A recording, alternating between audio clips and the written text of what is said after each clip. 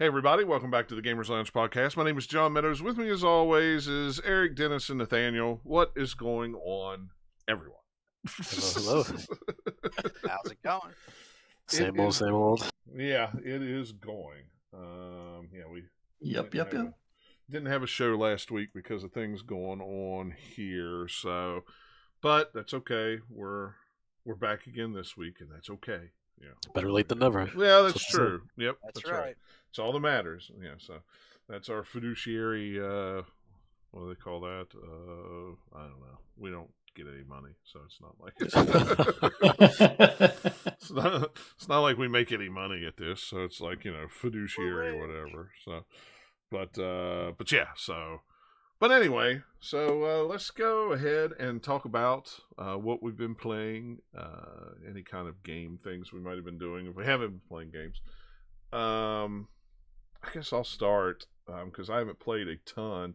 I did play Sea of Thieves since our last show. They had I don't know what you call it, a roadmap to what they were going to be doing for the next year in Sea of Thieves, and they're starting a monthly adventures is what they're calling it. So every month for 2 weeks they run an adventure, and this week was part 1. And then in 5 weeks will be part 2, but you only have 2 weeks to complete it. It only takes an hour. I mean, it's not like it's a long, adventure thing that takes days or weeks to complete. It only took me an hour is all it took me. So, but it's pretty cool though. It started out early in the week when they did the update. Like the whole. Some of the islands got covered in mist and people were gone off of it. Golden Sands was the main one. So like you can no longer you can go to Golden Sands, but like none of the people are there. Everything's blown up and burned down, and it's like, what's going on? And and all this. So are they doing some sort of like environmental storytelling that way? Yeah. Like live, like with this roadmap? Because that'd be really cool. Because I know like, regardless of how anyone feels about Fortnite, I know Fortnite kind of does that where it's like, every time like the map. First of all, the map changes every, I don't know, they call it chapters, I think. Yeah.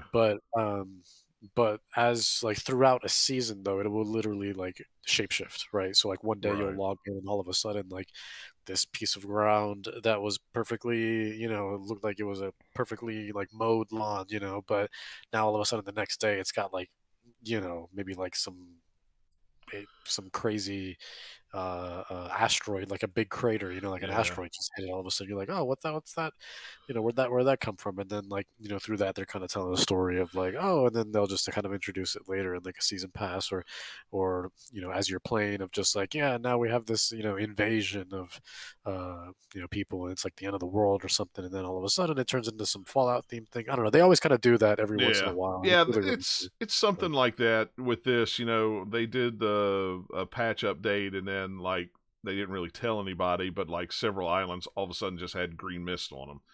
Just enveloped in green mist. You're like, well, what's that all about? And Flameheart disappeared. He would always appear in the sky and have the ghost ships, and all those disappeared for some reason. So it's like, okay, well that's weird. What's that all about? Hey, it's Mike. How's it going, Mike? Good to see you in the chat, man. So the things like that changed, and then they announced their roadmap, and they're like, oh yeah, this is what's going to happen. This is what's we're planning these adventures every month, and they're timed adventures. So if you miss one, you can still play the next one, but but like I said, they're just like little hour adventures. I did it by myself. It was really cool. What was really hilarious was I did it the first night, and like everybody was doing it. So people were like, you'd land on Golden Sands, and there'd be like 7 boats or however many server boats you can have, 6 or whatever it is. Everybody was there, and everybody's like, we're not here to hunt people. We're just here to do the adventure. Hey, how's it going? You guys go ahead and do what you. It's like, whoa, civil people all of a sudden in this game. Wow, it's amazing. It's like, why can't we do this all the time? But yeah, it's cool. So I had to play it again because I was on the road playing it. So Nikki will want to play it. So we'll try to get it in next weekend before it goes away. Because then it's 4 weeks. I think it's 4 weeks because it's 5 right now, so it'll be 4 weeks then the next one. So mid-March. So every month you'll have a new one. I have no idea how long. I think that's really stupid. Like, you're artificially turning a thing off so that it's like just 2 weeks only thing, but like there's no reason you can just like leave it there till you switch to the next one, or do like 4 weeks and then a week in between or something. But like 2 weeks only is just like, but okay. Yeah. Why can't you just make it more like an episodic thing? Because especially if people like forget or just don't make it in time. Remember, there's just people picking it, Sea of Thieves up for the first time. It's like, they're especially if it's supposed to connect over time. Then all of a sudden, if you're jumping in the middle of it, you're like, none of this makes any particular sense. So. Yeah, and and plus they're throwing in a new character, so it's like, well, if you're new, then you all of a sudden you get in, you're like, well, who's that? Why is this? Especially if you get halfway through it. It's like, well, who's Belle? What's all that about? Of course, I already knew who Belle was because of the novel that they had out. She was in the novel, so that was that kind of helped things. But I don't know. I mean, yeah, it seems kind of silly. I would think they would run it to the next one, or they just leave them up. But I don't know how the story's going to go. Eventually, they're going to have forts that'll come out of the water, and you'll have forts to do. Now, those are not going to go away, but the story around those will be some of the adventure story. So, but still, it's like, why would you not just keep it up all the time for, everybody to partake in? But maybe it has something to do with the way the story's going to go. I don't know. I guess we'll see. So that's just another thing that I got to try to remember to do at least once a month, to carve out an hour or two to sit down and do it. Which that's probably why they do that. So it's like making people think like, oh, I've got to play it, so they get more people on all the time. Who knows? But... yeah, and like I said, everybody was cool on it, so it was like, oh well, that's nice. It's probably the most important part, because honestly, a lot of that limited time stuff can get very either stressful or just you give up really quick. So you're like, it's not worth it if I'm going to just keep dying every 10 seconds, because here I am trying to do it, but literally I cannot because no one's letting me, and it's like, it's just an unfortunate way to miss content that you are trying to experience, because you're literally, everyone else is ruining it for you. So. Yeah, I mean, everybody was cool. I mean, like that Atlanta on the island, we come in peace. Hey, that's fine. Hey guys, what's going on? I'm leaving. See you guys. Yeah. Follow me if you want to know what's next. The whole game of Sea of Thieves is that for me at this point. It's like I played it some, had some fun, but I don't think I'll ever play it again. Yeah. I still play it. Unless I could play it like PvE or single player or something, then I might, because it's a fun world to go around in. But with all the like people who are just roll up on you when you're just fishing and blast you with cannons from your ship while you're standing on a dock, it's like, come on. And that's the huge problem with games like that, right? Is that I feel like more than any other game, I see stories from Red Dead Redemption 2 of people just being like, man, I can't go anywhere without all of a sudden just getting my feet around a lasso and then just being dragged. Yeah, and I mean that's what's bad about Red Dead. It's like, it's hit or miss. You'll sometimes roll up on jerks and and it's like, oh, I'm done playing it online because I can't do it. Now, I will say I've been playing it single player for about the past month by myself, maybe a couple hours every couple of evenings. And the other night was the first night I actually had somebody just be a jerk. I haven't had anybody even mess with me, But a lot of times I get on the server and go, oh, there's 2 Reavers on here. I'm off. I'll go find, oh, there's no Reavers. Okay, cool. If there's Reavers, people running Reavers, that's definitely PvP, and they're just going to be out to sink everybody just for the crap of it. Yeah. So, but it hasn't been too bad. But the adventures thing is cool, and like I said, it seems like most people are being pretty cool about it too. I'm guessing since it's a little, limited time, and I mean it's not like you're getting big money or big rewards out of it. So I mean you're getting little cosmetic things, and you're getting some lore. So seems to be everybody's being cool about that. So as long as everybody's cool, I'm cool. Can we all be cool? There you go. They need to put emotes in the game that's like a "you cool, I cool." Yeah, I cool, I'm cool. I'm surprised. I feel like there is something like that. Well, not. Oh, there probably is, thing, but like some sort of like emote that's like, "Hey, look, I'm not hostile." There are so many emotes in that game. There probably is something that would work. I would hope so. I can't keep up with them all. This is a lot. I can't imagine there not being, but who knows? the other thing and it's in our news story, but the Cyberpunk 1.5 patch came out this week, which brought all the next gen. I say next gen. I guess I should start saying current gen.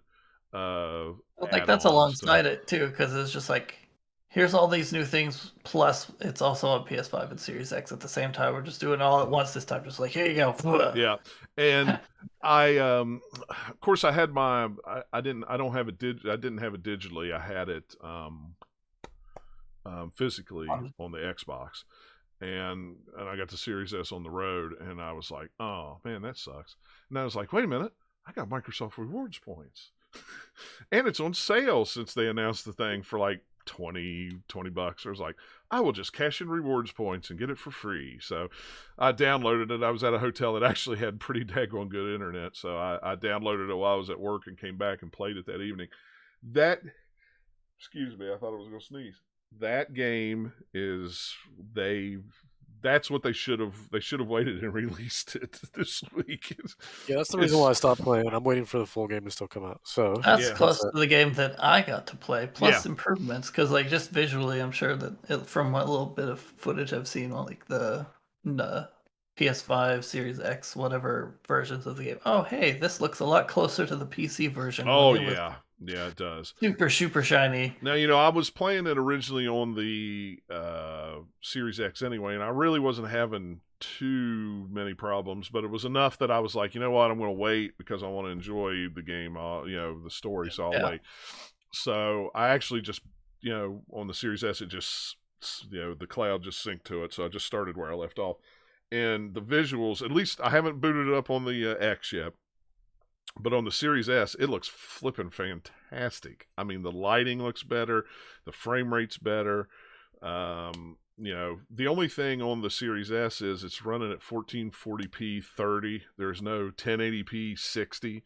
So it's only getting 30 frames a second, where on the Series X, I can set it to do 60 frames. So I'm anxious to try that this evening when I have time, just to boot it up for a few minutes and turn on the ray tracing and play at ray tracing 30. Yeah, I've been wanting to jump back into it. The ray tracing looks nice in that game, especially if you get like a fluid frame rate. Because I started playing it on PC when it came out, and I didn't spend as much time as I would have liked, just because it was like I just couldn't be comfortable with it because of all the problems that it was having. So, but I enjoyed it, and I've been really wanting to go back. It's just one of those that came out, and I mean, just wait so I can properly binge on it. Otherwise, like I know it's going to put a bad taste in my mouth, because it was starting to put a bad taste in my mouth playing it at launch.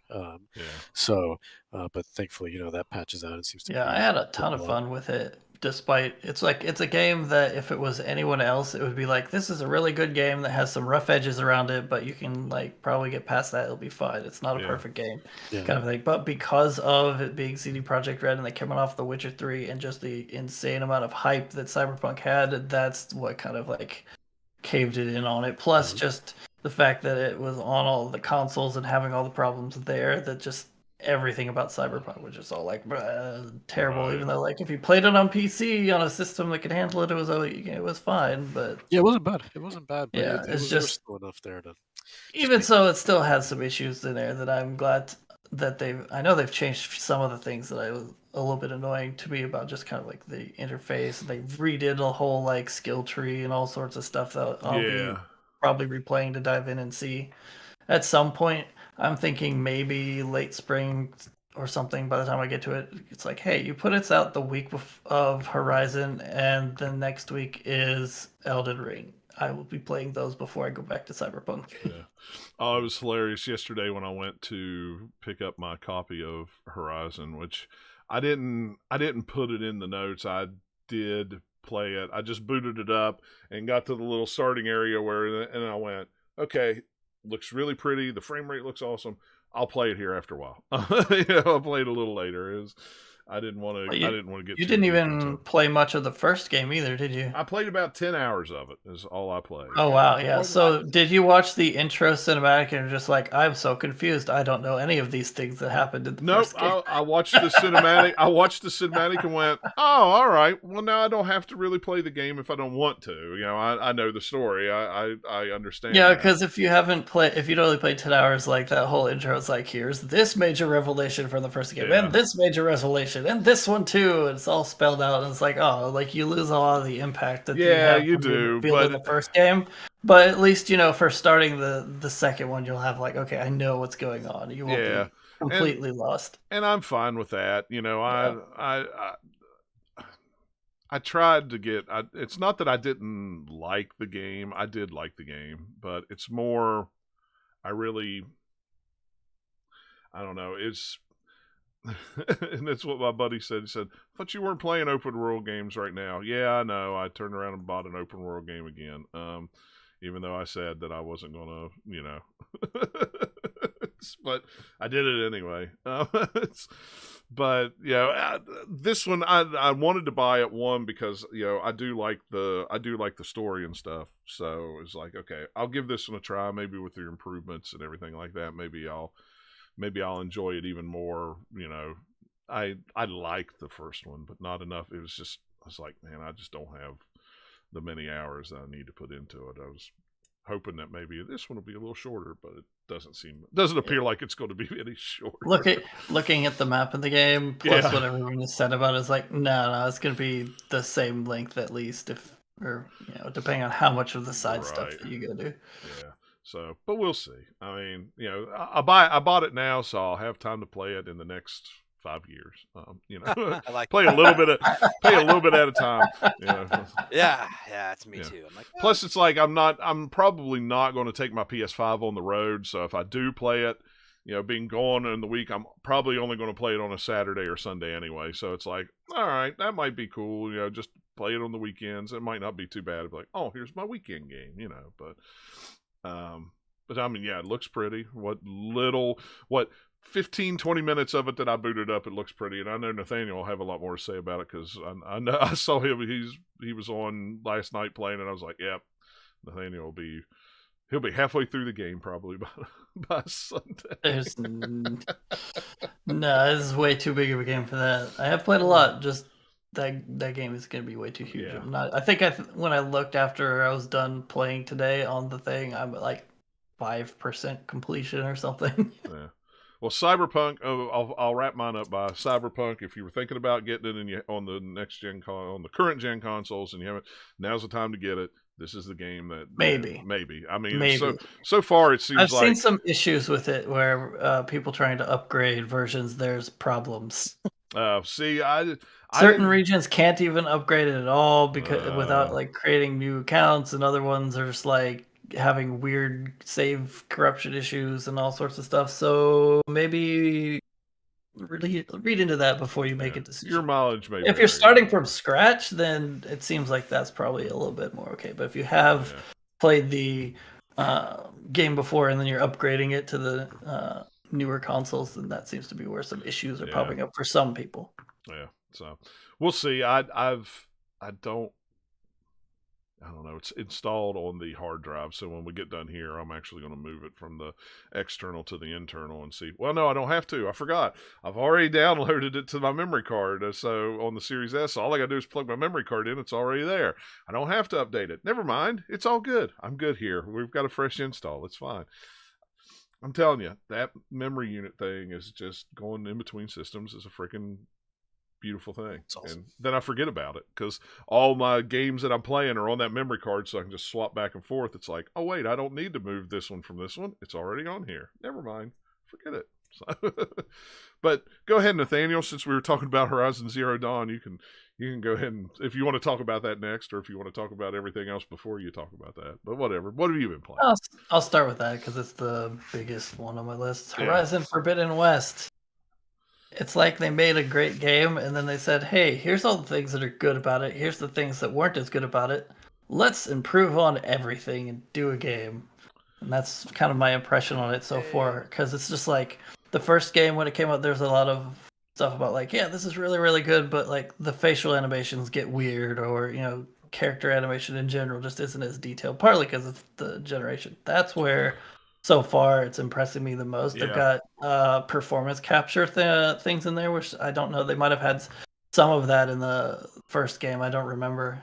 But just the fidelity of the character animations. Yeah, it is. Plus just the character models, the materials, like the skin textures, like within the early kind of like tutorial zone that you play the first hour or two of the game in, there's a part where it starts raining and you can see like rain droplets on people's skin. It looks pretty realistic, especially for a video game. Yeah.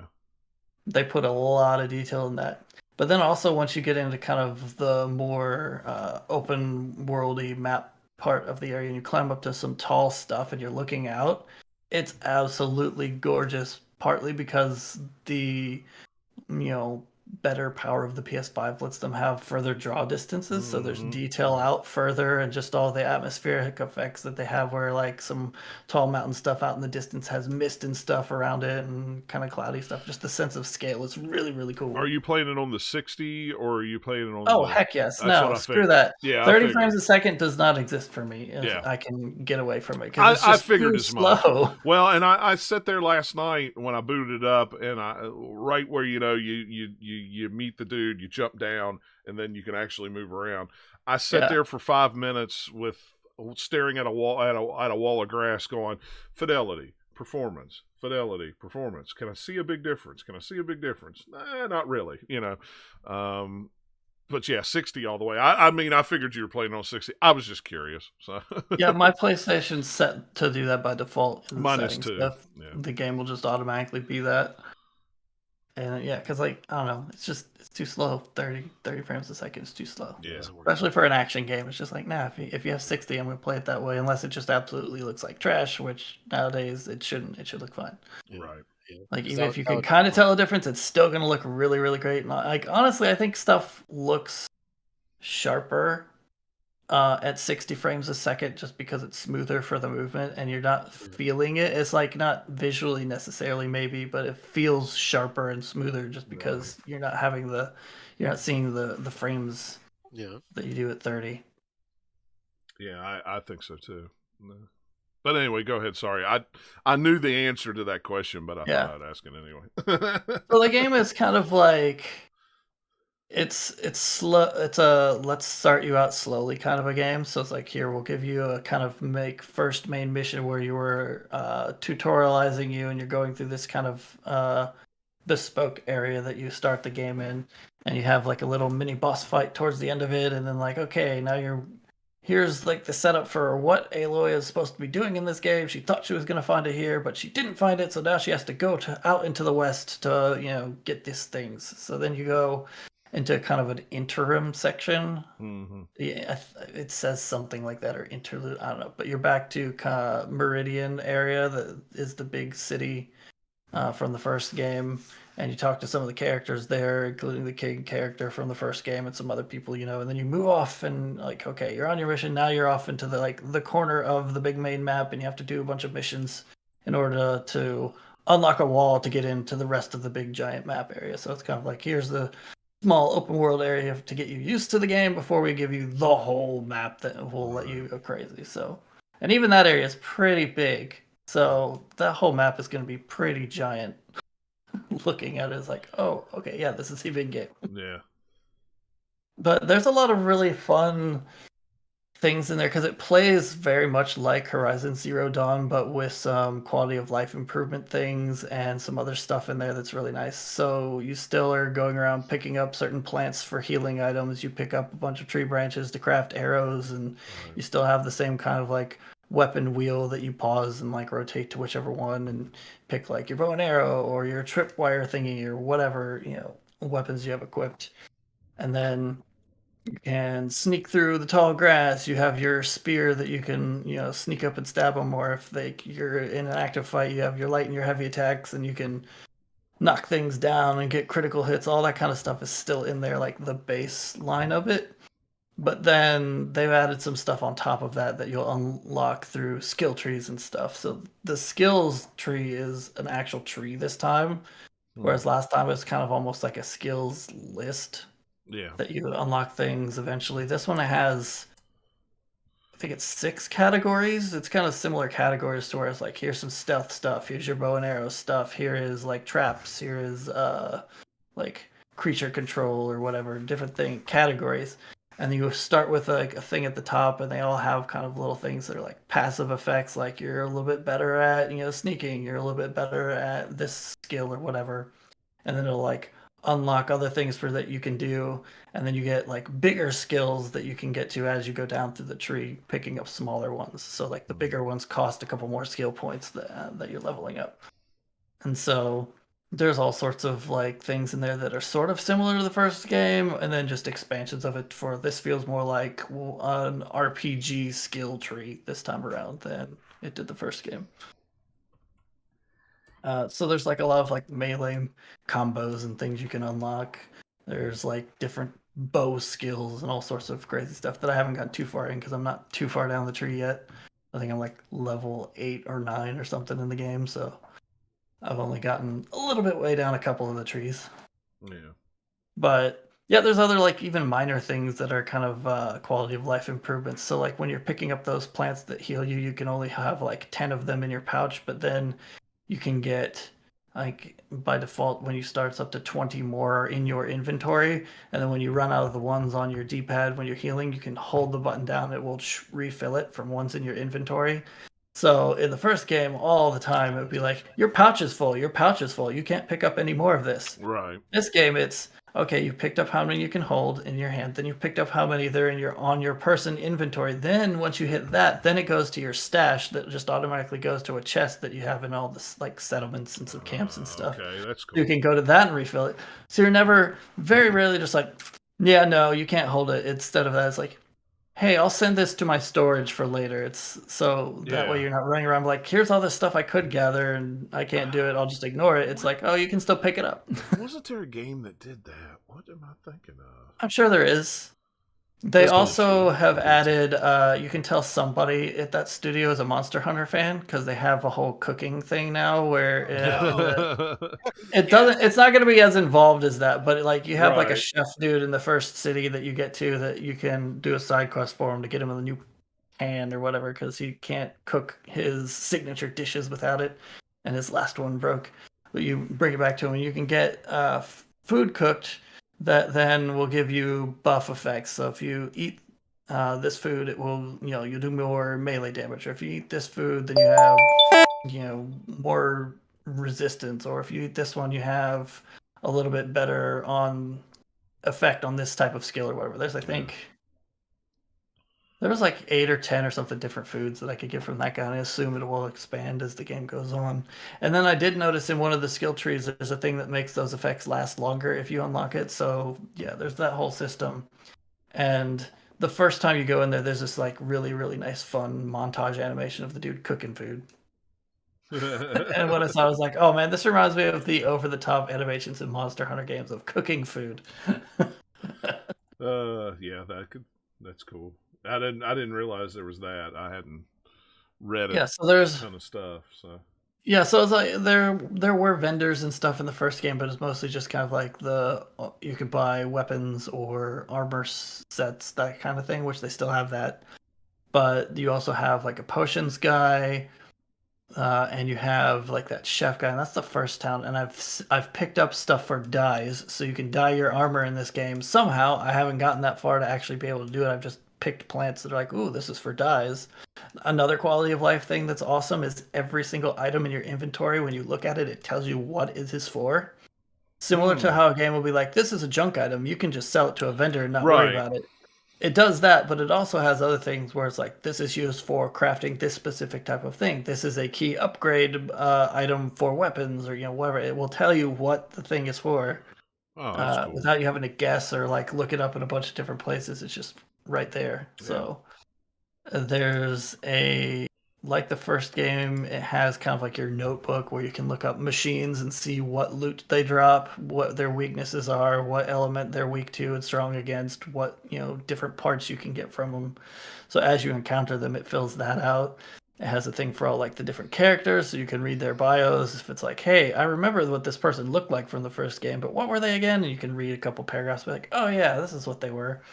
There's just a lot of detail in all this different stuff that you can get. You have a bunch of different collectible types apparently, because I've got a few of them. One of them was a really cool like ruined building I had to go into and like do a little bit of puzzle solving to get like a key to open a door and then get some cool treasure collectible. And then there's some collectibles I found by climbing these tall towers. And then there's still like stuff I haven't got that's still like question marks in my list. So yeah, it's definitely not a small game. There's a lot of stuff in there. I want the Lego. Have you seen the Lego that's coming out? I want the Lego. I have not. It's the what Lego they have. It's what do they call the things that you climb on to unlock different things in the map? The little flat-headed giraffe things. Yeah, it's one of those. From the first game. Yeah. I assume that they're in this game too. I just haven't seen one yet because I assume that'll be in the further area of the map that you've not really explored or whatever. Because I've heard they're still in the game. I just haven't encountered one. Yeah, I'm waiting on that to come up on pre-order. I kind of want to buy that. It looks cool. That would be a cool Lego set. Yeah. But that's just like the climbing is different in this game. So in the first game, it was very much rigid. Like, here's yellow things you can climb on. Right. And it's sort of like a half step past that, where there's still some things that are slightly yellow that you can see, that you can tell, or slightly colored that does kind of like the video game thing of this is a climbable thing. Some of them, it just looks like a rock wall until you send out like a pulse from your focus and see all like the AR stuff, and then it will put the little like lines and things to say, oh, here's where you can climb. So it's kind of like take the halfway in between like the first game or like what Uncharted games typically do for climbing, and then like Breath of the Wild on the other end. It's somewhere more in the middle of that. It's kind of, you can't climb on everything, but you can climb on a few more things than you could in the first Zero Dawn. You have a hook shot now that you get very early in like the tutorial part in this first part of the game that you can do. Like they have grapple points that you can just do, like hit the jump button in midair and you'll automatically grapple to it. You don't have to switch to a tool, but then you can also switch to that same tool that does that and like pull certain things that have a specific surface on it. It's like, hey, here's a special chest up on a ledge I can't get to, but it has that surface, so I can yoink it off there and to the floor and pick it up. Or, here's a big old cube that I want to slide around, but I can't get it out. Let me pull it with my grapple first, and then I can slide around the floor. Yeah. So they use it a little bit more in puzzle solving than kind of like the action stuff so far. Or just kind of like navigation a little bit with the hookshot too. I assume also, because I know that you get like the glider thing in this game that I don't have yet, there's a move where if you grapple to a point and then hit a button before you get there, you'll launch into the air. So I'm assuming that lets you take off once you do get that glider. Yeah. I just don't have it yet. I assume it will probably be some point fairly soon based on they're going to want you to have that game or have that item early enough in the game that you'll enjoy using it. So they've been showing it a lot, so I would think it would be something you get early. Yeah. I just did a side quest to get the kind of like spear launcher thing that they showed in some of the preview footage. I haven't used it yet because that was one of the last things I did was like turn in that quest. Like, here you go, have this cool exploding spear launcher thing. I'm like, all right, I gotta stop playing now, but I'll use that next time I boot it up. We got to hurry up and get done with the show. I got to try the spear thing out. Let's hurry up. It's very, so far, we'll see if it holds up, but it seems like based on like reviews, I'll probably feel similarly to it, where it feels very much like the video game thing of like, you have a really good first game, but then the sequel is what, like, they take all the good things and just like maximize it, and the sequel is the one that's like, okay, this is even better. Yeah.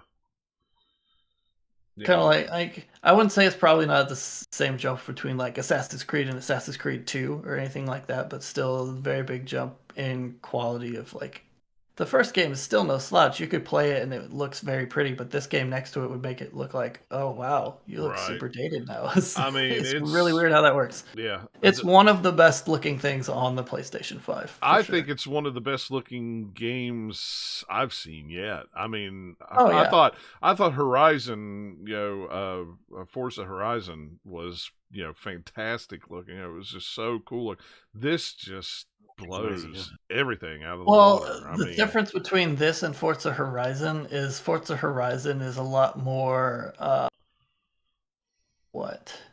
I guess I'll put it the other way, is that this game, Horizon Forbidden West, is more dense, just with like how much foliage and things there are, and then also because it's not a car game, you can have a lot more verticality for different stuff, and it just feels bigger.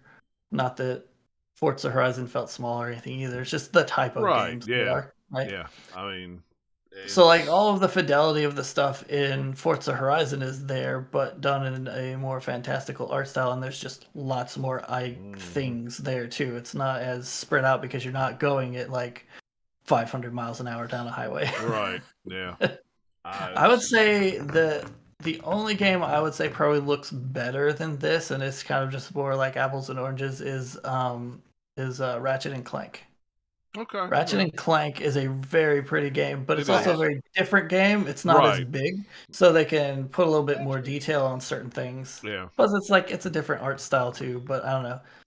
This one probably looks better technically, just because there's more stuff that they have to do to make it look good. So it's a little more impressive, which is a weird thing to say because Ratchet and Clank is a really impressive game from a technical standpoint too. Yeah.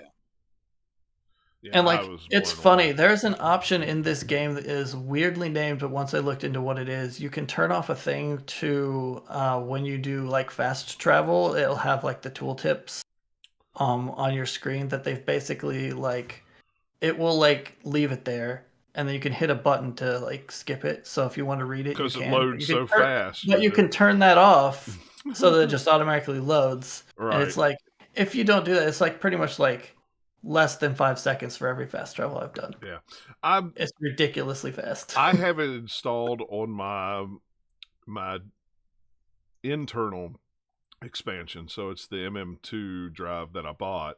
So I doubt there's much performance difference. It probably doesn't load any faster than what it does on the internal. I don't know. It doesn't seem to. But that was the first thing I noticed. If anything, I'd expect it to be slower, if anything. But from the tests they've done on other games, it's like, I don't know that anyone's taking advantage of all the like special sauce they have on the main board enough that it really would be any different. Yeah. So, but yeah, that or if it is, it's like, hey, it's half a second different. I can't tell that without a stopwatch. Right. Yeah, it's like, no, I'm just...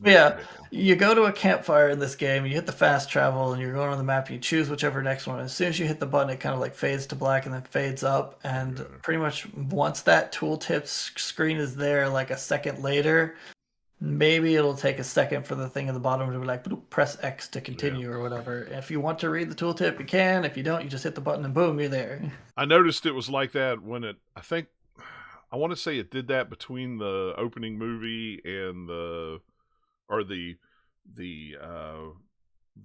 recap movie and the opening cinematic. I think because it did that. I don't remember when it was. The opening movie is a pre-rendered video, so that's something different. It seemed like it loaded really quick because it did the tooltip, and then I noticed it had the X in the corner. I was like, oh well, I need to press that. And it popped up so quick that I didn't even pay any attention to it. So.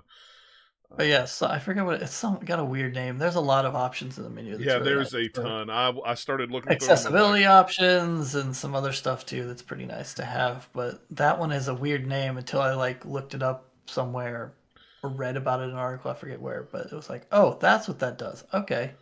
Yeah, there was too much for me to go. Oh, let me see what. Okay, no, I could sit all day, all evening, just going through all these options and going, what's this? Let me find out what this is. There's just so much. So, yeah, if you like the first Horizon game, you're probably going to like this one, maybe even more. Who knows? We'll see if I like it better or not.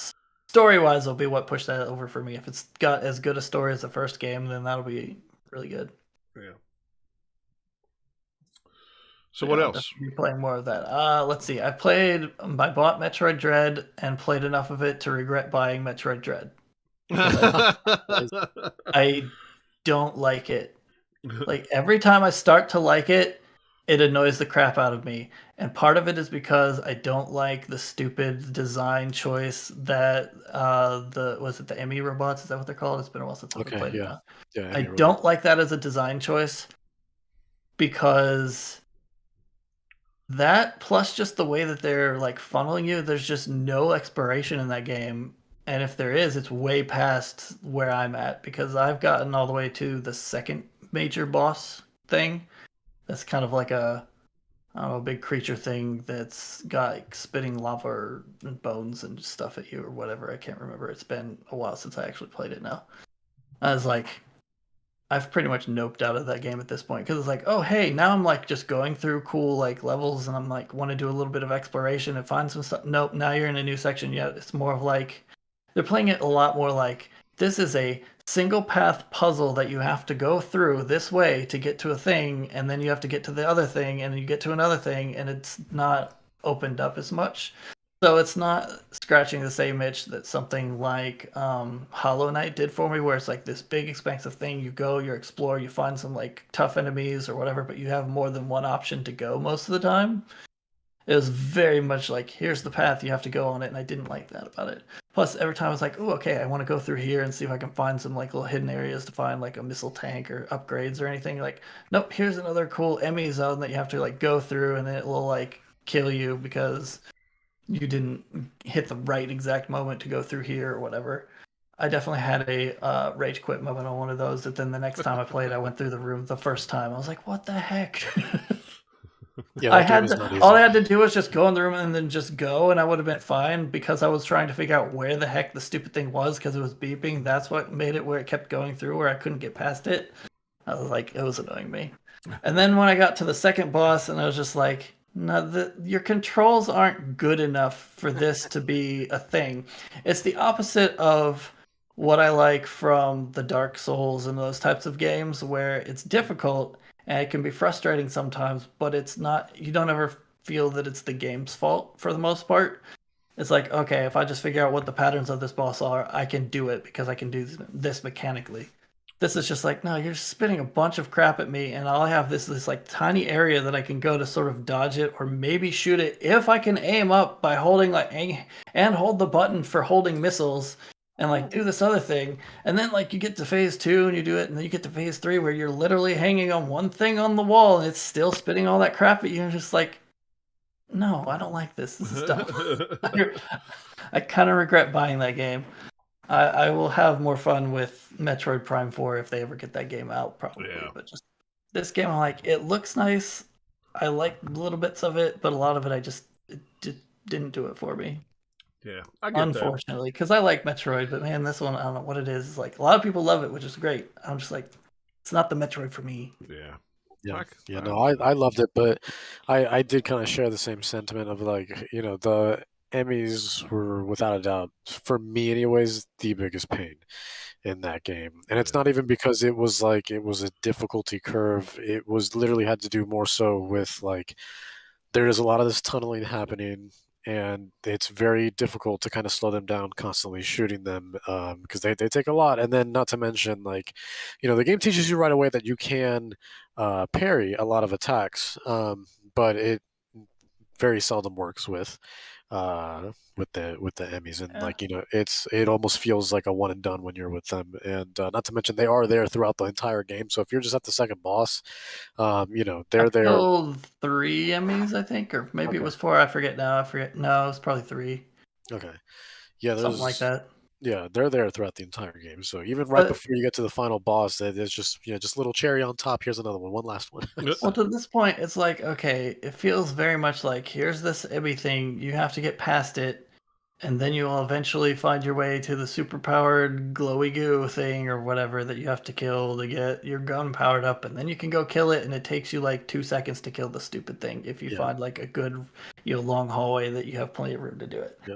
And it's like, I never had trouble killing him once I got the stuff. It's just more like, oh, you're forcing me to do this again, is what it felt like every time I go through a stupid enemy door. It was like, oh. Yeah, it was definitely it was a recycled process that lost its appeal very quickly. And that was also because it's like, all right, here you go through this, and like, oh, I want to backtrack to this area that I was before to look for some stuff because I see, on my map it's marked that there's a collectible there.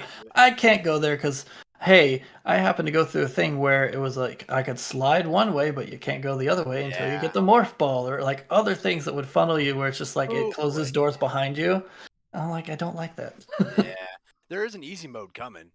So I think it's there already, actually. But I don't know if that will help you with the problem of backtracking. No, it's more just the design of the game. Not that any of the enemies are technically that difficult, except maybe the boss or whatever, which I could probably beat it if I cared to. It's just I wasn't having fun doing it, so I was just like, I'm gonna put this down for something else. Because I don't want to, get angry at this game and throw my Switch across the room or something. Yeah. That was like me when I went over to get my copy of Horizon Zero Dawn at GameStop the other day, and they go, or yesterday, and they go, or not Zero Dawn, Forbidden West, and they go, Elden Ring comes out next week. Do you want to pre-order that? No, I don't. I haven't pre-ordered it, but only because I don't know which platform I'm going to play it on yet. A bunch of my buddies want Elden Ring. They're like, you should get it. We could play. I'm like, that sort of game is not. Come on. It's not for me. No, it's not for me either. The design for Elden Ring is going to be different too. You cannot get invaded in single player like you have in other Souls games where people can like invade your world. But when you're playing co-op, that's opting into, hey, you can be invaded now. So it's kind of like... It's good to know. Again, you get it maybe easier because you got a co-op partner, but then you could be invaded. Who knows? Is there a 4-man co-op on it? Because it seems to be like... I don't know. I haven't read deep enough to see how much co-op, how many people can play or not. I might be interested, but I'm just awful at those games. I need an easy I am mode. too, and I'm just kind of waiting on the reviews. I mean, I'm sure it'll be reviewed really well, and a lot of people will love it. It'll be. You can hear me talk about it because I will be playing it. But I'm not I don't have and I've said it before, I don't have the time to play a game where I get frustrated at. It's if I had time to sit down, every evening and just work on it, then fine. But I just don't. Those games, for me at least, they're not frustrating once you've played like the first one of them and figured out, okay, this is how these games work. They're not really that frustrating most of the time. You might run into a particular boss that for you is just like, it's taking me a little bit longer to figure out how to do it. But for like just the typical running through the levels gameplay type of stuff, like, these enemies are hard, but it's kind of built into the game that you will be dying. Right. And it's not like, some other games like a Mario game, 3 lives and you're dead and you're done. It's not quite that type of thing. It's just built into that. It's almost like even like roguelikes or something where death is built in as part of the loop. Yeah. So but again, it's not for everybody either. But for me, like, I like this game. This is fun for me. Yeah, and that's cool. Plus, their level design is some of the best of anybody currently making games. They have some really cool worlds to explore. Yeah. The world interests me. It's just the other stuff that I don't know if I'm ready to. From what it sounds like, you might be able to run around the like open world part of that map in Elden Ring and be fine with the enemies there. It's more a lot of the dungeons where it'll still be more like their older typical games, where it'll be a lot harder. Right. Supposedly, but if nothing else, you can jump on your magical steed and gallop away. Yeah. Gotta go. Don't have time for you. That sounds like a meme video in the making of just like the Elden Ring player who just runs away from everyone. Yep, that'd be me. Just like, nope, bye. Nope. That was just hilarious. So he was like, "Hey, you know what? No, I don't. Thank you, though." So before Horizon got here, I've been playing a bunch of just some stuff on Game Pass. Yeah. So several small puzzle games and then a couple other ones. So I played some that have been talked about on the podcast pretty recently from other people. So Artful Escape, Gorogoa, and The Pedestrian. I played through all of those. I'd played Gorogoa before, but I just wanted to play it again. Yeah, I played a little bit of Gorogoa too. I got about halfway through it. I need to finish it. But yeah, I liked it. It's cool. Yeah, it's only like maybe a 2-hour game at most. And I think I played it for about an hour or maybe an hour and a half, something like that. So I'm probably really close. But it's one of those things where that's the game that I can't play when I'm tired because my brain has to kind of work just a little bit. And when I'm really exhausted, just a little. But when I'm really exhausted, I'll sit there and go, I can't figure it out. I can't. Oh, that's all I had to do? God, I'm too tired to play this game. It's like... But that's always like the worst feeling when it comes to puzzle games. Was like it was really that easy. It was really that easy because I overthink stuff a lot. Because especially like the game presents itself as something that is super like intricate and stuff like that and elaborate, and then but there are some puzzles in those types of games that are really as simple as you would expect, but I overthink a lot of stuff. Always. I usually don't, because I'm like not the think about it a whole lot kind of puzzle solver. I'm like a pick at all the pieces and see what they do and then figure as I go, putting them together kind of a thing, troubleshooting style. And so eventually you'll either get yourself so tied up in knots because you've just like totally messed up the puzzle and you need to start over because whoever designed it made it where you could do that, or you'll eventually figure it out because you figure like, oh, this piece does that, I have to backtrack to do it, but you'll still get there. Sometimes I'll sit and think about things, but The Pedestrian was really cool. I liked that game a lot till the last level, partially because it's a game that needs a different setting for its final level for reasons. Yes, it is very And unique. if you're used to not using default settings for that type of control scheme, then the fact that you can't change it to something that's very common in any game that does that perspective in particular, I was like, I'm looking at my feet. I'm looking at the sky. I'm looking everywhere except where I want to go. I cannot navigate. This is It was a little. It was very jarring. It was like, what? Go slow. Oh yeah. Oh wait a minute. Just don't use the other thing. Just like move. Just do the movement. Then you can still see what you're doing. You won't screw yourself up. Yeah, you're right. You're very right about that. Then Artful Escape was really cool. Like the art style for it. It was kind of like for gameplay because it's pretty much just like a walk left or right simulator, hit button to shred guitar. Yeah. So like I'm literally holding X as I'm like running through levels just so that we'll be playing the guitar riffs the whole time and lighting things up. I love how everything reacts to how you play. And then the fun thing, like they have the different kind of like where you're playing Simon with things like they hit a thing, you have to do the same buttons. But then they have a couple of them in the game where it's just like you're in that interface, but you don't have to actually do anything like specific, so you can just hit whatever of the like buttons. So I'm just sitting here like just rapidly tapping buttons to make it sound as bad as possible. So it's just like, and it's like, oh man, you're supposed to be some super awesome intergalactic guitar player guy? I don't think so, man. You go back to practice. Yeah, this dude's a real Jimi Hendrix, isn't he?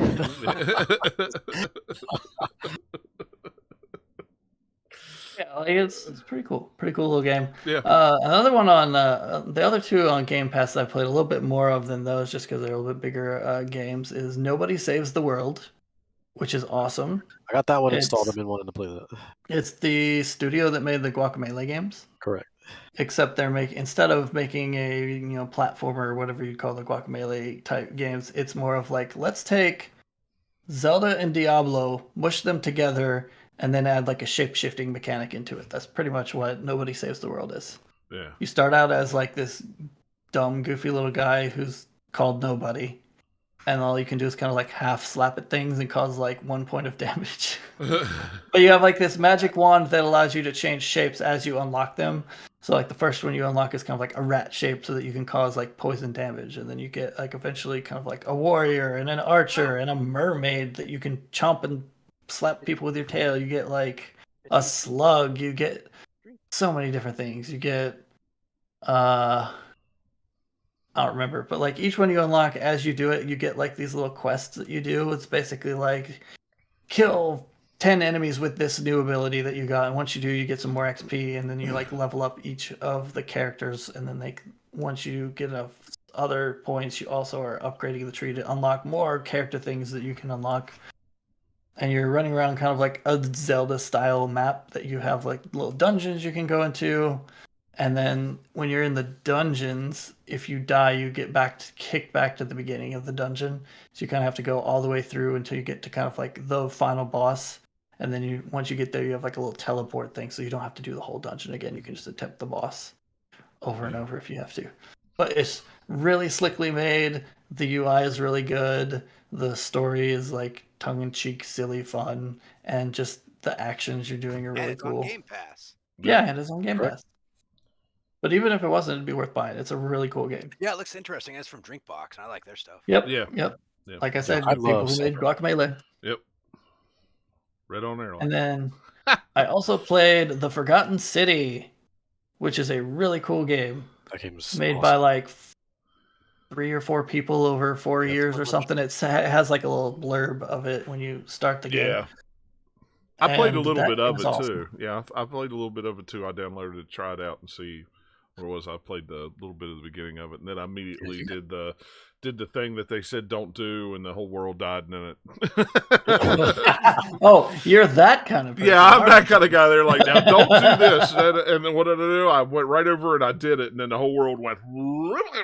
It's like, oh, okay, well that was cool. Won't do that again. The premise of it, as you start, is you wake up kind of like at this kind of campsite or something. The person there is saying like, oh, like you were injured or something. I forget now the beginning, but like basically you wake up and you're like, oh, okay.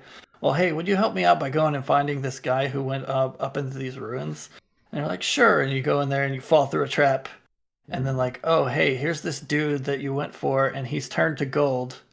And there's like some note or something. And you go into this kind of like city and meet a bunch of people. And it's like, hey, we're in this thing. There's a bunch of gold statues around. And we have the golden rule. And it's basically everyone gets punished for the sins of the one. So like if you steal anything, everybody dies. If you kill someone, everybody dies. I went right over there and stole something, and everybody died. See, you're doing it wrong, John. You go through and you're going and you're like talking to people and finding clues, and you're trying to figure out what's going on, and then you find like, oh, hey, here's this thing. So I know I can manipulate it, but I don't want to wait for this whole normal like day cycle to go to the end where it'll just restart and you can go through your whole time looping business. I'm just gonna steal something and run back to the portal so it restarts the day. Yeah. So like anytime that like something happens that breaks that golden rule, whether you do it or one of the other characters does it from different like story things. So there's some certain things that you see. There's one that's early on in the day that happens that like once you figure that out, it's like, okay, you can do that immediately. And then there's one more towards the end of the day that'll happen that they'll be doing it. But most of the time, yeah, it's like if you did something, then that will break it. Then it will turn all these statues to life and they'll start hunting you with bows. And if you die, you die. But if you make it all the way back to kind of like this original little kind of temple thing, somebody makes a portal and you get sucked back in time, back to the start. Yeah. But it's all like Roman type architecture. And then there's all this mystery of like, well, how'd they get there? Why are they all here? And you're from like the future because you're like a modern person and they're all not. There's like, they're all from similar timelines. So what's going on with that? And what's going on with all these different characters? Like, oh, this character is going to die, so you have to find a thing that will help them. And then, oh, well, this other character made a suicide pact with this other character. So how do you stop them from doing that? And then, like, how do you stop this other thing from happening? And, like, what's going on here? You find this lost person. What's all going on? What's the big mystery? And eventually you, like, solve it all. And I think there's, like, 4 different endings you can get. And I am, unlike John, am the person who's like finding all the mystery. And I got the canon ending is what they call the 4th one because it's the most involved of like all the stuff that you have to put all the pieces together to get to it. That's the one I got. There's a couple other ones you can do that are like early endings. But yeah, that game is really cool. It's just kind of like a big puzzle box type of a thing where you're like, oh, hey, I know this now that I've got this clue for what's going on. Oh, I got this item. Oh, hey, because I'm a time loopy person, I can grab this item from here. And then when I go back, I'll still have it when I come through the next time. Yeah, no, it's great. Like that was definitely one of my favorite games that I played last year. I also thought it was just super cool that it started as like a Skyrim mod and grew into what it is now. Yeah. I forgot about that, but yeah, they were originally like, yeah, we'll do a mod, and then like, never mind, this is too big. We'll make it into a full game. Yeah, that's cool. Because I remember I'd added it to like my Steam wish list a while before it even came on Game Pass, and then when it was on Game Pass, like, oh, okay, I won't buy it on Steam. I'll play it on Game Pass eventually. And now I have. Yeah. But yeah, that's pretty much what I've been playing. Cool. Eric, you want to go ahead? We'll let Dennis go last. Yeah. For a change. So we'll talk with the one I haven't played that much. I recently finally got back into playing some Haven, tabletop simulator. Yeah. PC, Steam. That's a great way to play Gloomhaven. I have not played the other version of. I've not played the Gloomhaven PC. Yeah. Game yet, Okay. But tabletop simulator is just like you're playing Gloomhaven on the board and everything. That's pretty good. Group of us play remotely. It's been fun. Gloomhaven. It's good. Just good to play with people and interact because. 2 of the guys that we used to play with actually left. They don't live in our area anymore. So we might play, but the other 2 guys, they live in like Oregon. So we play. Yeah, that's cool. Yeah. Gloomhaven. I've talked about it. I can bore you with lots of it. I mean, it was the first time playing last night. We did not do well. We barely made it.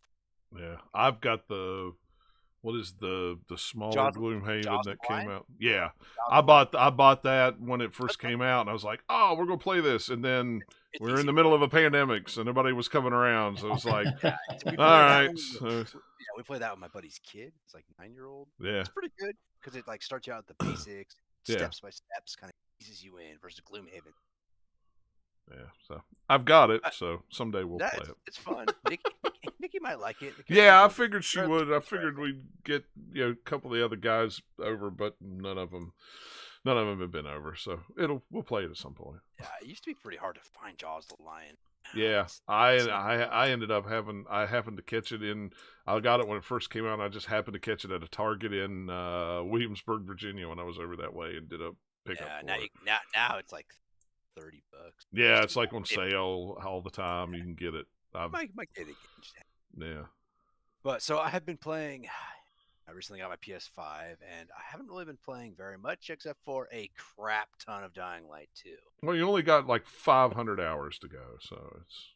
I'm actually like, I think I'm like 70% of the way through the story. The story stuff's really, really fast. You can fly story stuff. Yeah, it's not.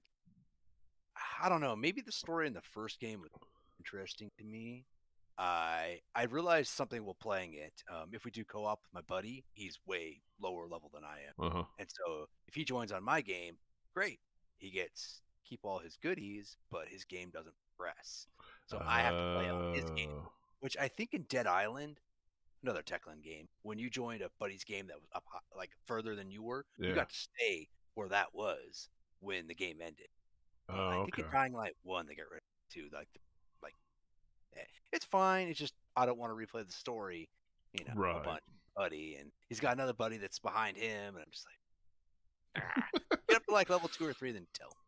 Yeah. All right, so let's go over the good and the bad. I actually made a lot of notes. I don't normally talk about much, but let's see. Okay, so takes 7 years after. What? Am I the only one that's played a lot of the first game? Right? Yeah. I've never played the first game. I've barely touched the first one. Yeah. Dang it! I've never played it. Well, it's you get to kill some zombies and stuff.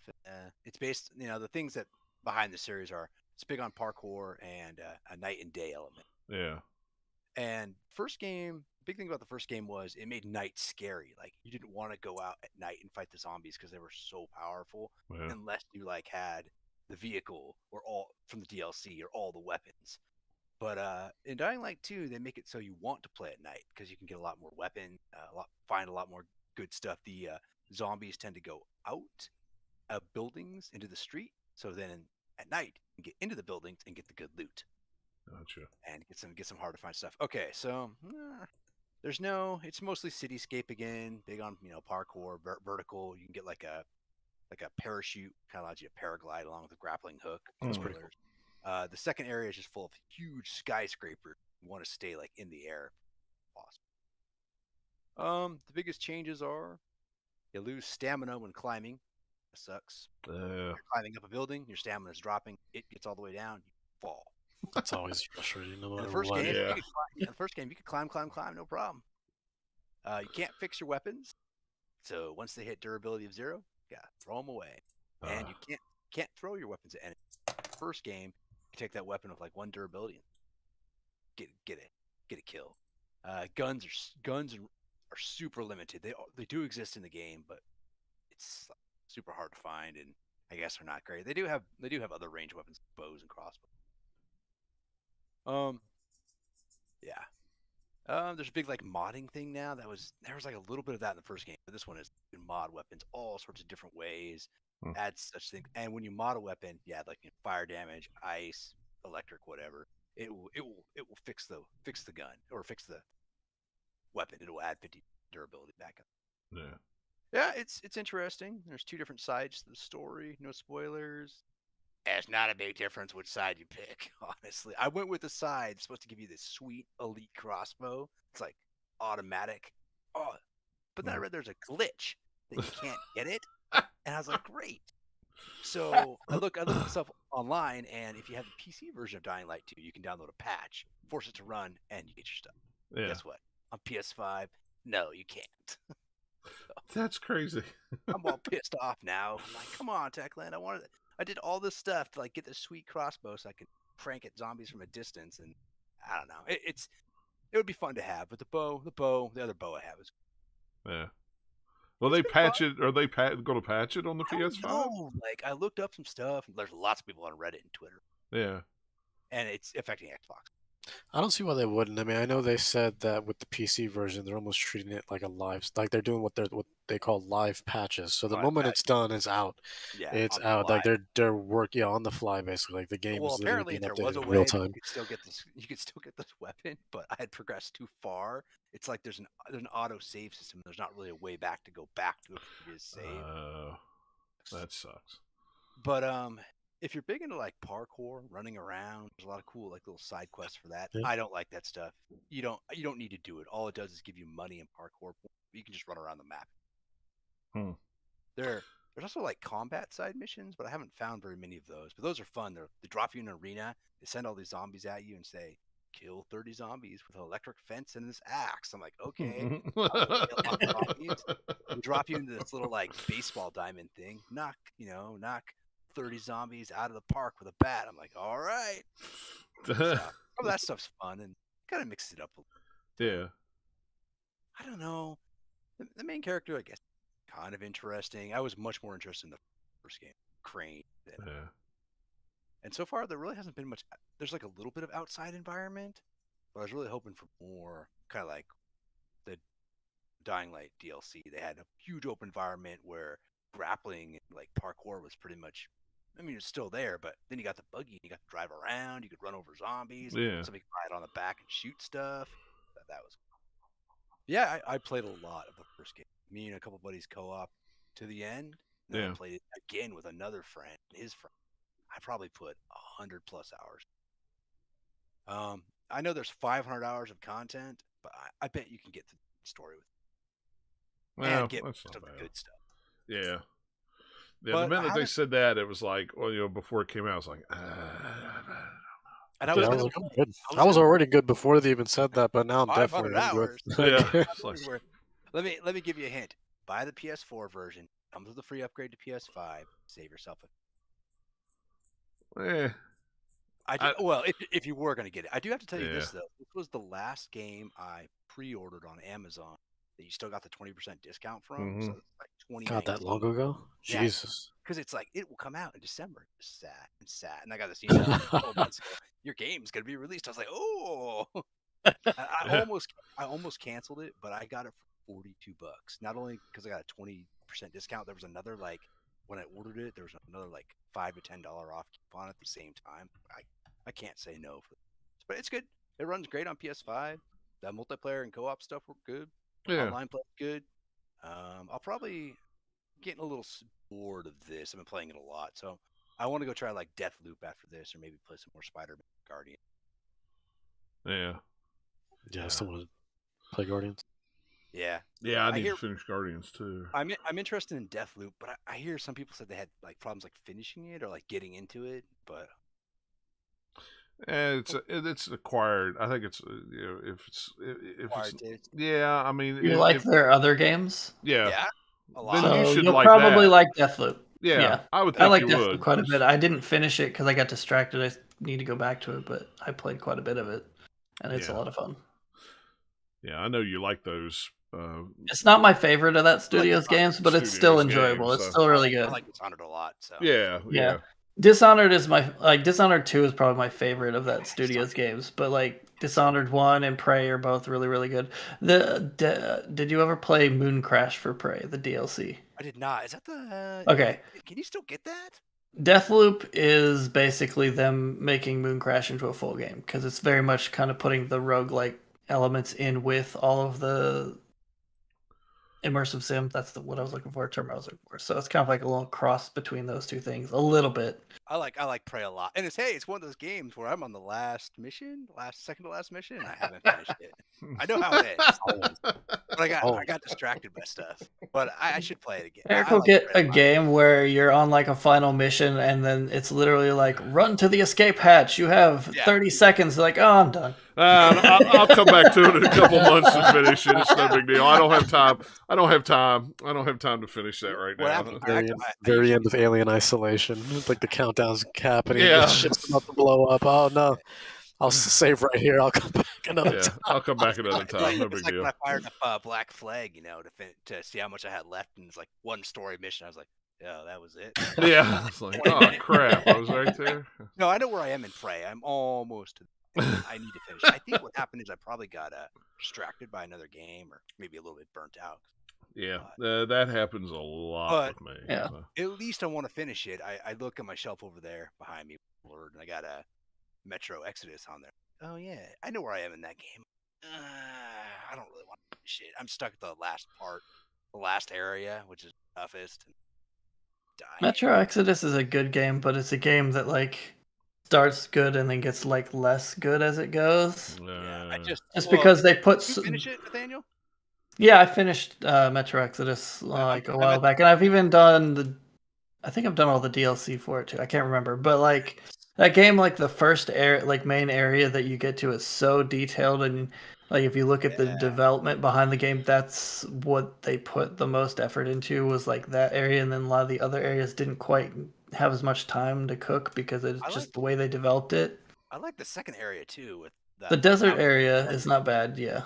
I got to the woods and I was like, okay, this is kind of cool. And then I got to the woods and I was reading ahead a little bit. And I was like, yeah, this area is gonna suck, and I have not been able to do much. I'm just like, yeah, it's still a pretty good game, but the very first like swampy type area was my favorite area of that game, just because there's so much cool stuff to find in that area. And like I liked Metro Last Light a lot. I love that was pretty good. I recommend it to all my friends. Like I had so much fun with that game, and I definitely enjoyed like getting through it. Wow, this game, cool. But I went off on a tangent there. What game I should? That's it. I haven't played anything else. Yeah. I'll try. Cool. I'm gonna definitely go download Nobody Saves the World. Play that. Yeah, yeah, it's a cool little game too. Yeah, I'll try that one out. All right, Dennis. I know you've played like 150 hours of Pokemon. Yeah.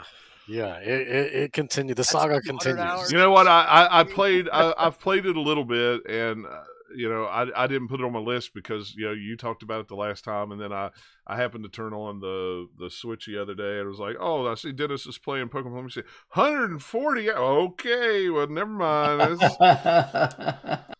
You can catch up, John. It's fine. How long the game is at all. I mean, like if you're just focusing on the story content, you can probably run it through a traditional Pokemon timer, which would be probably about 50 hours. But I've done literally anything and everything that can be done, including all the side quests and stuff like that. I'm just finishing now my final couple Pokemon. Maybe I have like 4 or 5 left in the Pokedex. So there's 242 total Pokemon, including Arceus, right? So outside of him, 241 that you have to worry about in your Pokedex, because once you get him, he's automatically counted as completed. So yeah, just to have a few more, and then I'll be able to basically go and get him, because you can't get Arceus until you complete your Pokedex first. And by complete, I just mean, well, you can't.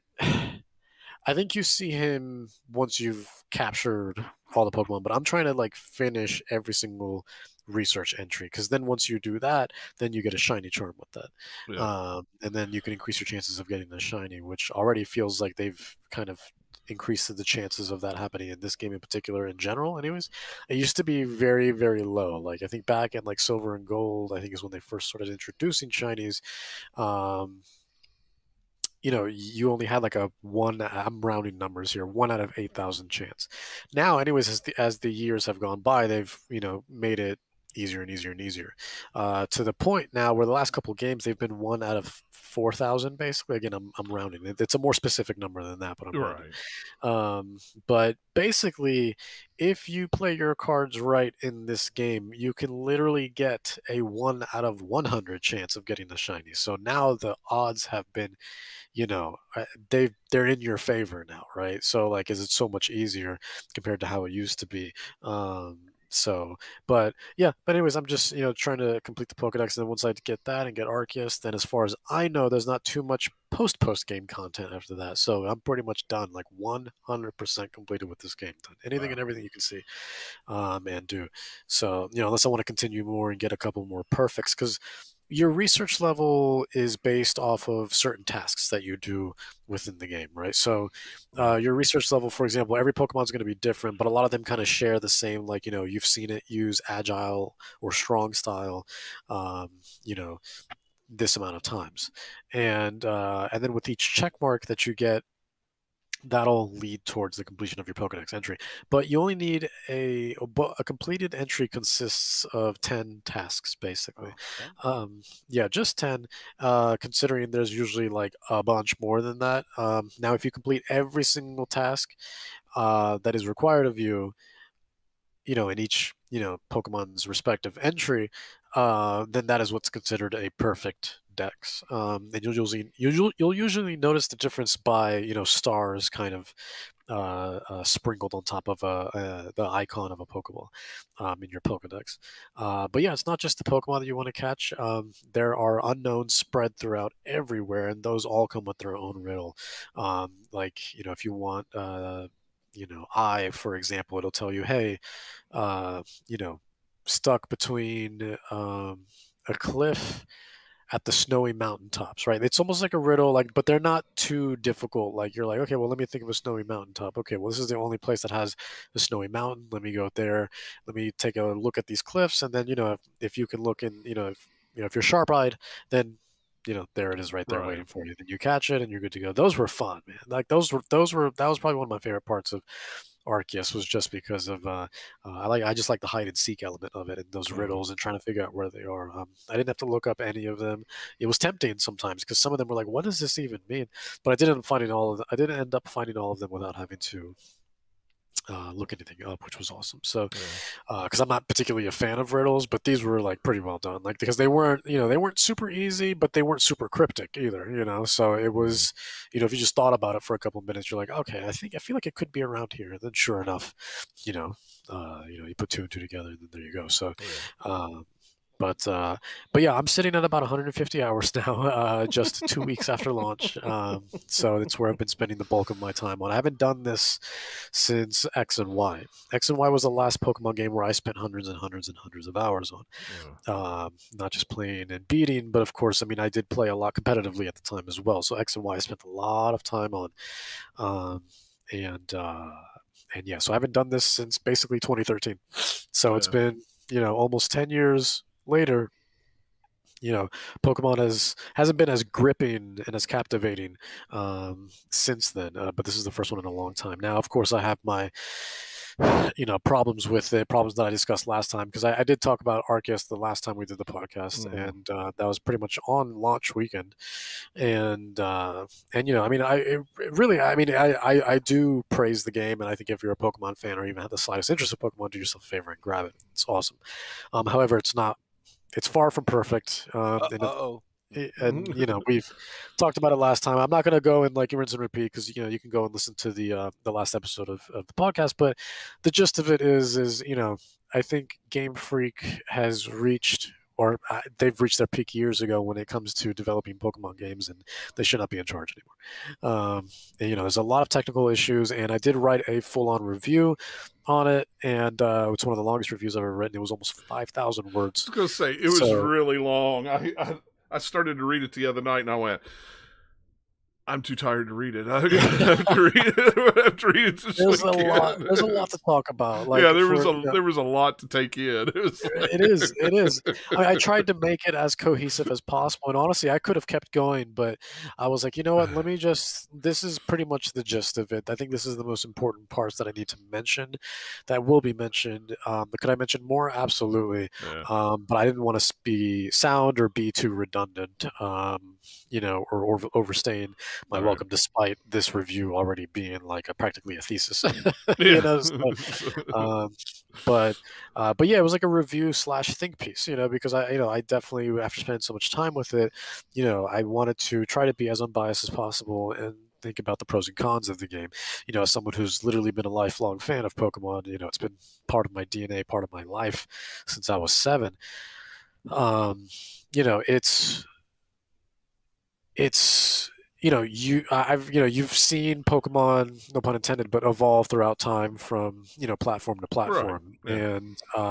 And the last real big oh my god moment was with X and Y. And I talk about X and Y all the time, not because it's just one of my favorites, but because that was such a defining moment for Pokemon. Mm-hmm. It was the first fully 3D Pokemon, right? There were 3D elements in some of the DS games, right? Like Black and White and Heart Gold and Soul Silver.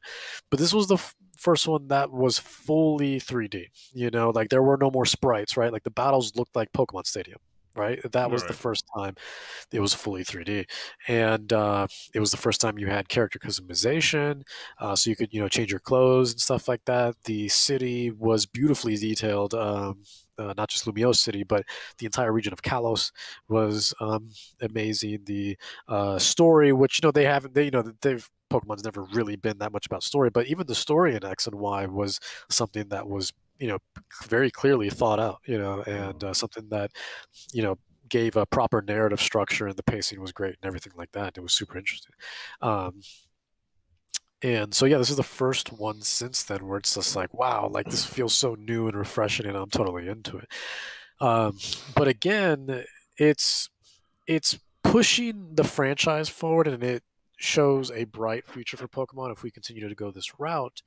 However, it doesn't do much in terms of the genre as a whole, right? So, the RPGs, there's stuff in this game that it's just like, man, like, there's quality of life things and just RPG certain staples now, like standards now that have been done since, for generations now, like console generations. And, here we are still, this game still acts and plays, at least on a technical level, as if it's the first time this is like from an indie studio, like, and Right. and ones that were, and there's been, God knows, an incredible amount of games that have all been absolutely fantastic, first time games from indie studios, so I'm not trying to like,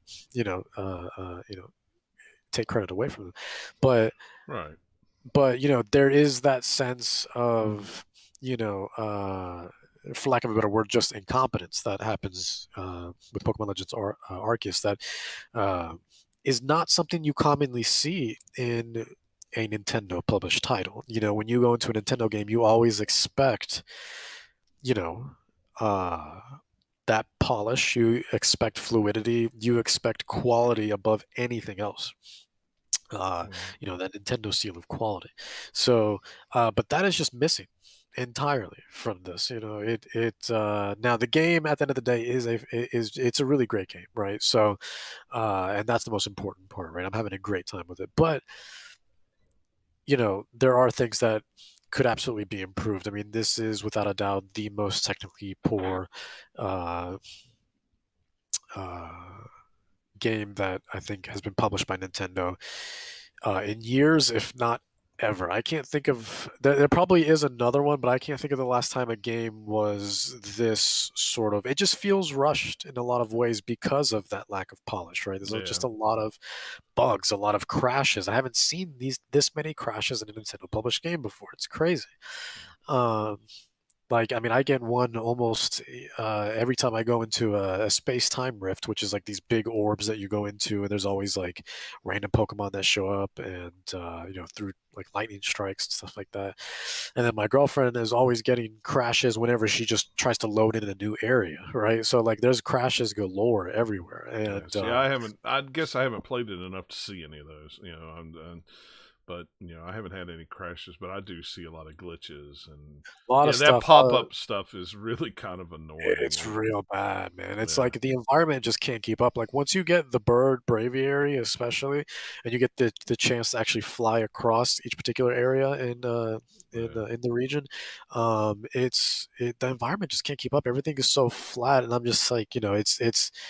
And I started thinking, like, what does this remind me of? And then I finally thought about it the other day. I was just like, you know what? The environments remind me of Mega Man Legends. And if you're not familiar with Mega Man Legends, this game was on the Nintendo 64 and PS1. Yeah. So the environments just kind of look like that. But again, the gameplay itself is great, and if you're familiar with Pokemon and know how Pokemon works,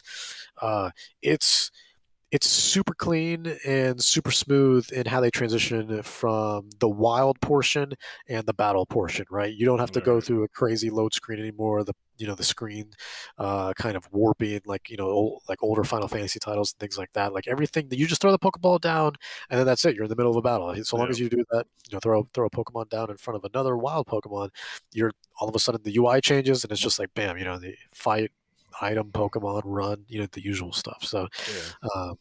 and it's pretty seamless. So there's a lot of things here that they've done without a doubt for the better.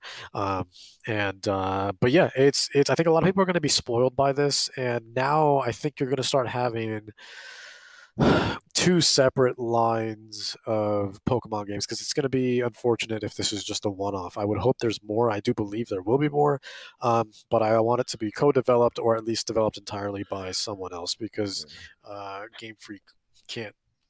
They can't do good work anymore. They had their moment. They're just a bunch of has-beens at this point, and it's time for fresh blood. It's time for a fresh set of eyes, and it's time for people who aren't so stuck in the past. So I mean, that thing sold what, 6.5 million in the first Yep. week or something First like week. that? Something insane.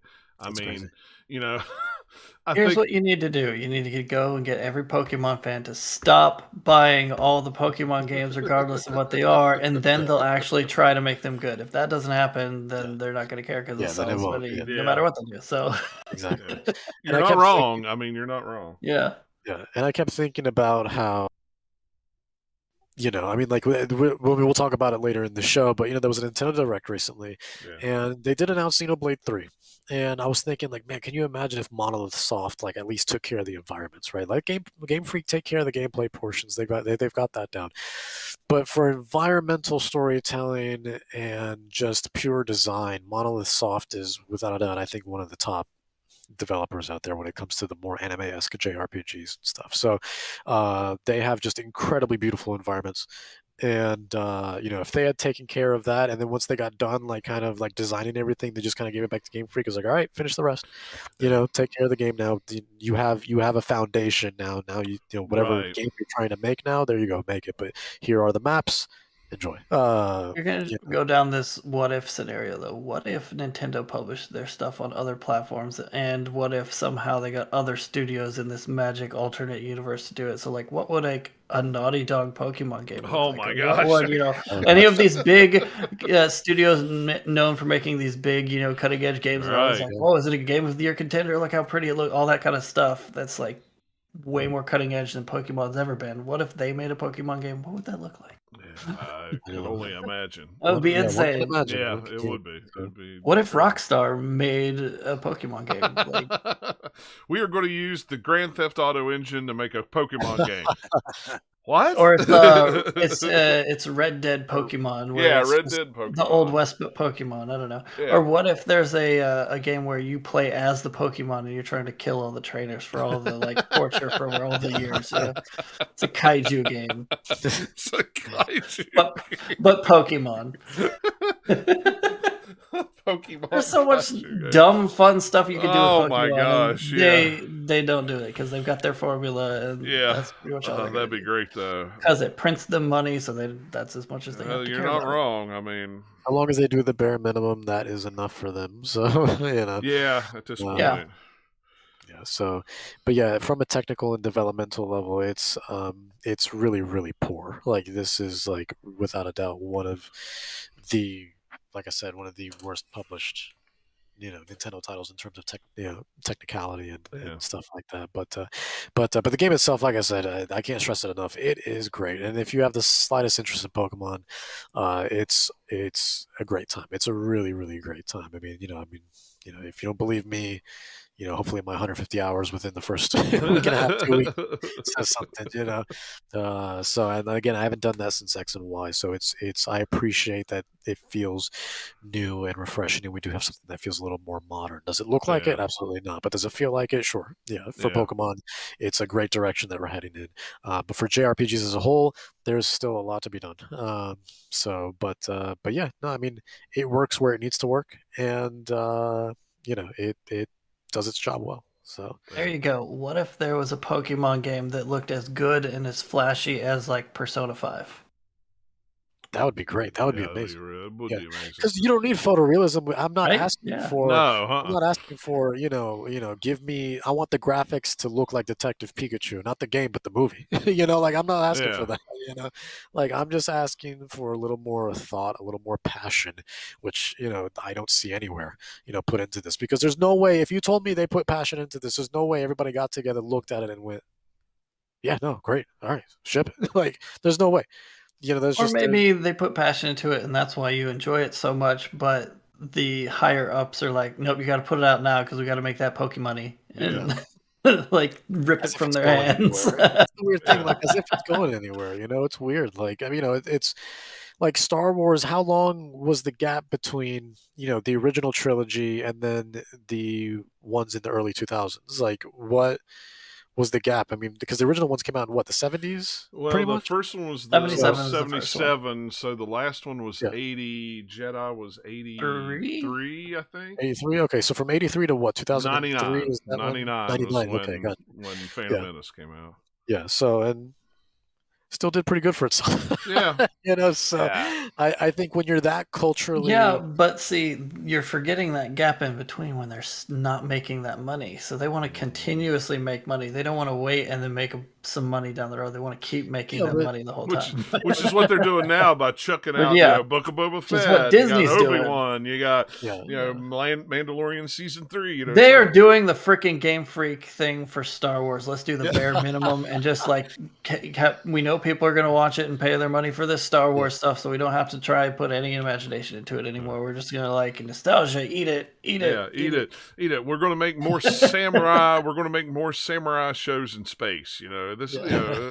You remember that great Western movie? Yeah, let's throw that in. You want to see a preview of Mandalorian season 3? Well, throw that in Book of Boba Fett. It's like spoiler alert. It's like, but Yeah, yeah, it's I think it's time for just rotate it, please. I mean, just do I mean, it's not the first time properties have rotated. I mean, well, yeah, Pokemon Snap was made by Bandai Namco. Same thing with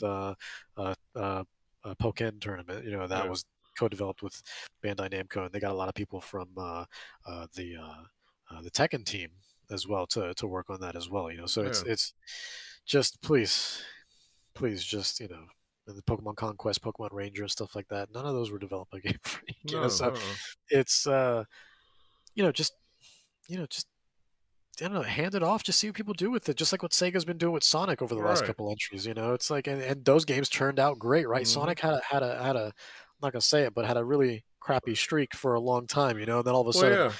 Sonic Mania comes out. That's a fan made game, great, right? Streets of Rage 4 comes out, fan made game, great. Yeah, it's not made Uh, by Sega. It oh, was Streets of Rage 4 wasn't. The Alex Kidd in Miracle World remake wasn't.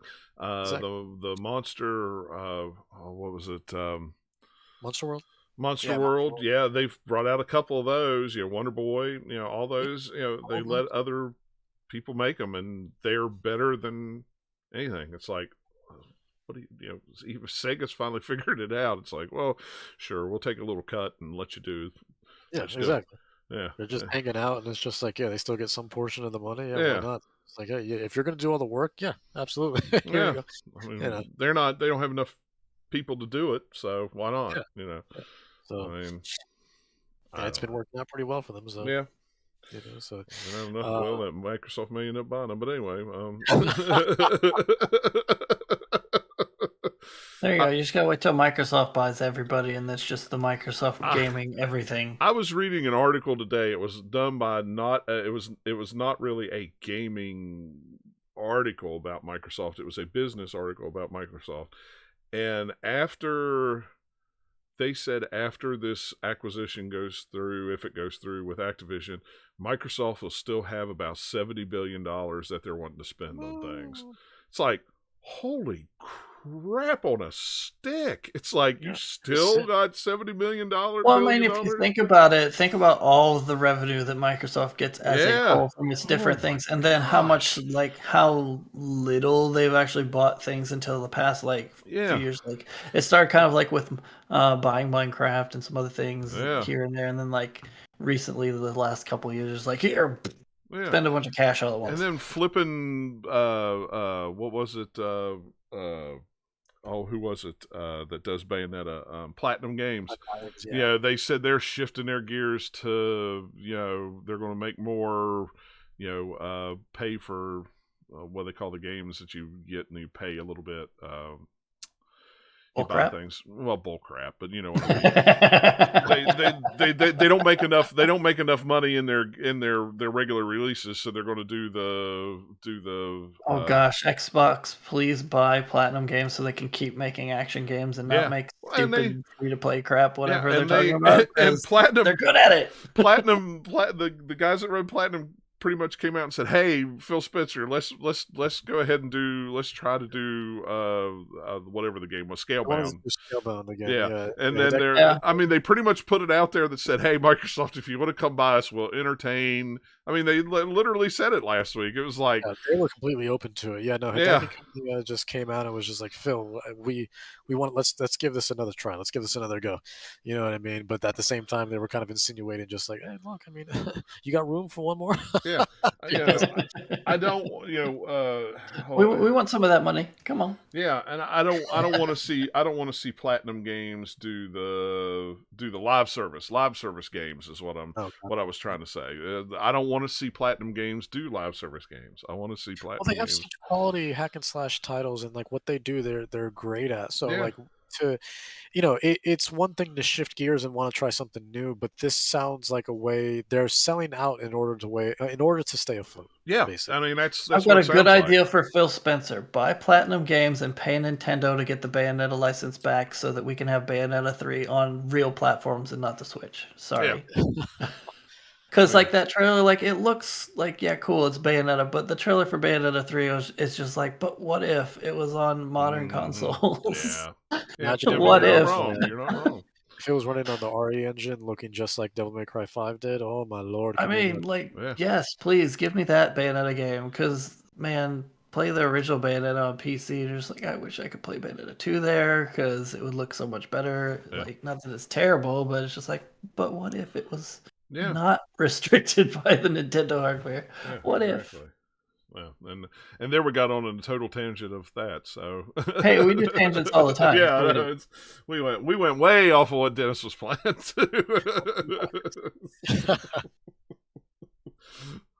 But anyways, I'm not going to talk too much about it just because, again, there's a review out there, so please go check it out. But also, I did touch upon it on the last podcast, and I mean, I feel like I've basically mentioned all the important parts. And at the end of the day, it's a great Pokemon game, regardless of how it looks like on the surface, and it's well worth your time if you're a Pokemon fan to begin with. So it's great. I hope to see more of this in the future, a new Pokemon Legends sort of series of games. What would the next one be? I don't know, maybe Pokemon Legends Mew could be, but this opens the door to so many possibilities. I just want them to make better environments and not look like it's still in like an alpha state. So because really, I mean, there's a lot of flat textures, a lot of clipping, a lot of bugginess, a lot of crashing, and it's like, man, like this this would be the exact thing that you would see a Steam page for, and then it says on the bottom early access. But otherwise, great game, and I'm excited for the future if they decide to go down this route. I think they're going to start having two different things though, where it's just like, here's the Legends series of games, and we're still going to continue to come out with the traditional stuff as well, 2 versions, because it seems weird to take that away. When that's kind of been what it is for so long. Especially when it seems weird for them to take it away because they just want the money from it. That's what I was getting ready to say. They could totally just take it away and it wouldn't matter. They still sell plenty of copies. Why not have because they split it, some people buy more than one, so they get that extra revenue. Why have one team make one Pokemon game every year to 2 when you have 2 teams make 2 different Pokemon games every 6 months, and you can get I mean, because when did Brilliant Diamond and that was literally 3 months ago. Yeah, it was 3 months ago, and it sold a bazillion of those. And then here's the next one, and here's 6.5 million more people that buy. The same people buy it again. I did. I bought both of them. It's like, of course I did. I like the Pokemon games. And let me tell you, and that's saying something when you sell stuff that consistently, that quick. And because a lot of games are happy just to reach 1 million, let alone 6 million within a week that Arceus said, and then the 13.5 around there that Diamond and Pearl have done to date. So it's pretty wild. It's pretty wild. I mean, let me just look up something here. I mean, let's see. Lifetime sales of God of War 2018, 19.5 million copies sold, and a new Pokemon game sold 6.5 in a week. In a week, yeah. Yeah, what's that average going to be? I mean, I know next week it's not going to be. We sold 12 million, but I mean, they'll hit 19.5 million by the end of the year. By the end of the year, I can imagine. Within the next fiscal year, when Nintendo comes out in March 2023, and they start talking about the releases over the course of the last fiscal year, that will be up there, having surpassed. Yeah. I mean, you look at how many, what was it they released not long ago? Maybe it was during that direct, before the direct, the Mario Kart, the Breath of the Wild, all those games that they sold. It's not going to matter how many Pokemons they sell. Mario Kart 8 will somehow sell more copies than it. Yeah. But I mean, it's crazy. It's the Nintendo properties just print money, and they're and it's not a $500 next gen console. It's just it's just a console. $300 whatever dollar past gen console. Yeah, I don't know what you'd even call that. It's the Nintendo thing. It's just the Nintendo thing. Not anything else. Yeah. And they're just out there doing their own thing. They're not buying up publishers. They're not, and they're still just, the money just flows like water. Yeah, I think the last thing they bought was Retro Studios, and that was maybe 2 years ago, year and a half, 2 years ago. Something like that, yeah. Because they're, they've been making Metroid Prime for so long. Kind of. Yeah, kind of. Someone else was making the Metroid Prime sequel, and then they're like, "No, you can't do it. We're gonna go back to the other studio who knows how to make Metroid." That was really funny. So weird when they came out and said that, where it's just like, we don't know what we're doing, so so we're gonna restart development and give it to the team that's always done it. Yeah. So. But anyway, what else have you been playing besides Pokemon? Yeah, well, on the topic of things that just don't look good, I have been playing Dynasty Warriors 9 Empires, and on the Switch. On the Switch, I can only imagine. Now, here's the thing. Back in 2018, I actually have a tab of the review here. Back in 2018, we had the privilege at the Gamers Lounge to review Dynasty Warriors 9. Who was the guy that was tasked to that? This face right here. Yeah. And I've always been a big Dynasty Warriors fan, but Dynasty Warriors 9 put a bad taste not only in my mouth but in a lot of people's mouths. Now, if you're not familiar with Dynasty Warriors, they're usually called Sengoku Musou in Japan, and they're referred to as just Musou games in general. Musou is a pretty widely used term when referring to the Warriors games, and because Warriors is more of a generic term, so people, when they're talking about these games, they usually they're just like, those Musou games. So it's just there's that better kind of indicates what it is. But the biggest thing that Dynasty Warriors 9 that did differently from prior Dynasty Warrior titles, not because they got rid of their hack and slash thing. There's still these crazy, it's like a brawler / hack and slash. Yeah, you got thousands of people on screen at once. Somehow it's running, and it's and you're just destroying them. Like by the end of a level, your kill count it can range anywhere between 1,000 and 5,000. Basically, it's crazy. It's crazy. And there's all these missions that you have a main mission, but all these mini missions put in between while you're out in the battlefield. And they've always been great at providing this fluid gameplay that gives you access to a wide selection of characters, all with their each unique weapons, all with their own special moves and stuff like that. Think of just your kind of traditional 2D fighter, but in a more over-the-shoulder 3D open space. And everyone's got so it's kind of like Soul Calibur, but think of more, it's when you're thinking of button inputs and things like that. But it's just a lot crazier and flashier, right? So and much more fluid. But since Dynasty Warriors 3, I believe, possibly even 2, but 3 I know for sure, they've had what's called the Empires versions of these games, and they differ in the fact that they tend to, I don't want to say stripped down because that's not the right word, because all the content is still there. But they tend to put more emphasis on strategy, and they streamline the experience a little bit more. So in Dynasty Warriors 9's case, when we reviewed it back in 2018, I was playing on a PS4 Pro at the time, and what it did differently from other ones, which are usually pretty linear, level-based games, Right. this one was completely open world. This was the first time Dynasty Warriors went open world, and it was in I forgot what, maybe 300 AD in China, and but long time ago, and that world was so empty. There was nothing to see, there was nothing to do, and they tried to do something with Dynasty Warriors that I do believe could have worked, but because this was their first time and they had people on the team that clearly had never made an open world game before, maybe never even played many open world games, Yeah. you could see that there was a sort of everything just felt very novice, right? So nothing felt like it was from a seasoned team of people that have done this before. Even though it's always been Omega Force time and time and time again that have made these games. It's Right. always been developed by them. So but that open world format did not work, unfortunately. Even though I liked it to a degree, that game just was ruined because of it. And when I say empty, I mean empty. Like, just go look up gameplay portions of it. Like, it was bad, and it ran like trash also. They had two modes, whether you were playing on PS4 Pro or Xbox One X at the time. One mode's called action mode, the other one's called cinematic mode. And they are basically their sort of version of performance and, resolution mode. Right. So, yet hilariously, there was no difference. And to make matters even worse, if you don't want to take my word for it, go watch the Digital Foundry video from back then. They did analyze it, and they're very good at analyzing stuff.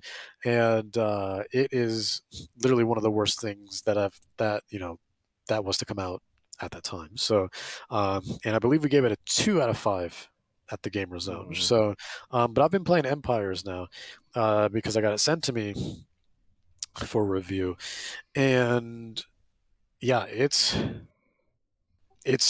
just they had their chance to redeem the game, because I do believe there was untapped potential in Dynasty Warriors 9, and they had a lot of gross season passes, and I say gross just because that was not one, not two, but 3 season passes for Dynasty Warriors 9, a game nobody liked, Wow.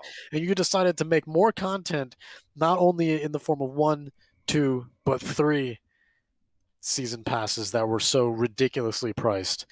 And yeah, no, but Empires compiles all of that, which is great. Empires has always done that. Right. But yeah, the open world format is gone, but but you still have these huge fields that still feel like they're open world, but I guess more open hub, right? More open Right. hub would be a more proper term for it. But yeah, it's a streamlined experience that Empires does that's meant to focus more on like invasions and strategy building and world building and building your kingdom, basically. Almost like, let's keep the Dynasty Warriors games, but do a more sort of our version of what would essentially be tower defense, right? So, is what Empires is. And so, but on the Switch in particular, well, you know what? Let me just say one thing really quick. When it came out on PS4 Pro and Xbox One X, and even on PC, like, the performance was terrible across the board. Not to mention the game just did not really look that good at the time either, and these were on the highest performing consoles at the time. Right. And like, never mind just the frame rate, but just like when you saw trailers and stuff, like, the game looked amazing. But then when you actually played it, you had a little bit of a watchdog situation, right? Where it's just like, what? This has clearly been downgraded like a lot. And I don't know if it's because maybe the open world, they just couldn't get it to run seamless enough. Not that there was much there to begin with, Right. but so they had to make the sacrifices elsewhere, or what the deal was on a technical level. But either way, I remember when this got announced for Switch months and months ago, and I was like, my initial reaction, it was not excitement. It was literally, I just said immediately, how? Yeah. That's all I said. That was the one word, how? Because Again, that game already didn't look good, even through all the patches and stuff, which helped a little bit, but it's still, at the end of the day, its core foundation was just bad to begin with. So there was no real saving that game. Yeah, you can go more in depth at gamerslounge.com and read the review there. Uh, but it just, my initial thought literally was how. And now that it's out, I once again I repeat, how? Because and I'll even add an additional question: why? Because it looks bad, man. Like it's like they saw Arceus and went, you know what? Yeah, okay, you want to compete? You want Yeah. competition? I'll give you competition. So like it looks on a visual level really bad. However, the character models are really, really high quality. Like if you zoom in, because there's a photo mode now. There was not a photo mode when that game came out, but there's a photo mode now. And when you zoom in, the character models are actually like really, really clean. And even when you're on the menus during the character select, you can create your own character now as well, which is awesome. Give them their own background. So I played around with that a little bit, and it looks great. It's super clean. But when you're actually like out doing what they call a stroll, because otherwise you're just kind of selecting a level and doing your kind of typical battle portion of the gameplay. But yeah, usually you're just in an office and you're just kind of select all these. You kind of go through a bunch of menus and you're just like, do you want to train your soldiers? Do you want to do you want to increase your rations? Do you want to sell off a piece of property? So on and so forth, to kind of build your funds and build your resources and build your kingdom that way. But otherwise, and that's what you're usually doing outside of battles, and you can spend a long time doing just that, honestly. Like you're not forced really to do battles this time around unless it's like something that's absolutely mandatory in terms of story. So uh, but yeah, you can go on a stroll as well, and yeah, no, it's the pop in is terrible. The textures are flat. There's no shading whatsoever. And it must be at like, I mean, I've seen 3DS games that look better than this. Like it's a really low and very bad resolution, this game, and I'm like, and not to mention the performance, which is like barely hitting 20 a lot of the time. And I'm like, Jesus, it's so choppy. Like, why did you not just skip this? You could have just focused all your resources elsewhere. And what's even more upsetting is that Samurai Warriors 5 came out really not that long ago, and that game was awesome. Like that game was awesome, and it ran great on the Switch. The art style was amazing. I had such a great time with that game. But here we are, fast forward a couple months later with what is supposed to be the definitive version, really, of Dynasty Warriors 9. And they had their chance to go back to the drawing board, fix a lot of things, streamline the experience even more, make it palatable to a lot of people. But not only did they not do that, but the game is just an absolute disaster on the Switch, and I do not recommend it at all. If you have other platforms available, and you really love Dynasty Warriors, do yourself a favor, get it elsewhere. However, I would still wait for a sale, unless you're more into the Empires line of those games, just because they do again focus more on strategy and doing more of a tower defense, taking more of a tower defense sort of approach to the Dynasty Warriors experience. So, but yeah, overall, it's terrible, man. It's terrible. Like again, it was bad in 2018 and it's bad now in 2022. It's there was just no saving this game, unfortunately. And yeah, and I'm gonna go more in depth on that once I finish up my review of Dynasty Warriors 9 Empires. But yeah, it's unfortunate, and stay far away from the Switch version. That game should have never come out on the Switch. They should have skipped it. There was no reason for it. I mean, I understand you want to tap into as many markets as possible, but you're really putting the name of the brand at stake by doing that. Especially for people who are going to be only exposed to the poorest possible version of that game. So yeah, I don't recommend it. But yeah, I've been playing Dynasty Warriors 9 Empires, and yeah, it's just as bad as it was before. So but yeah, in addition to that, on a happier level, something that does look absolutely incredible. Yesterday or 2 days ago, I finally started Hitman 3. I only got to play a little bit, maybe like 2 3 hours of it, and but I got through the first two levels, and oh man, I mean, it's good, and it looks fantastic. Does it have ray tracing on the Series X version? It does. Or So Series S? I mean, I know it does on no, the X. yeah, it definitely does on the X, but on the Series S, no, because I remember at one point, like I specifically said, like, wow, this lighting looks amazing. Look at Yeah. this, like the lighting and the shading, and yes, it does have ray tracing. I wasn't sure if it did or not.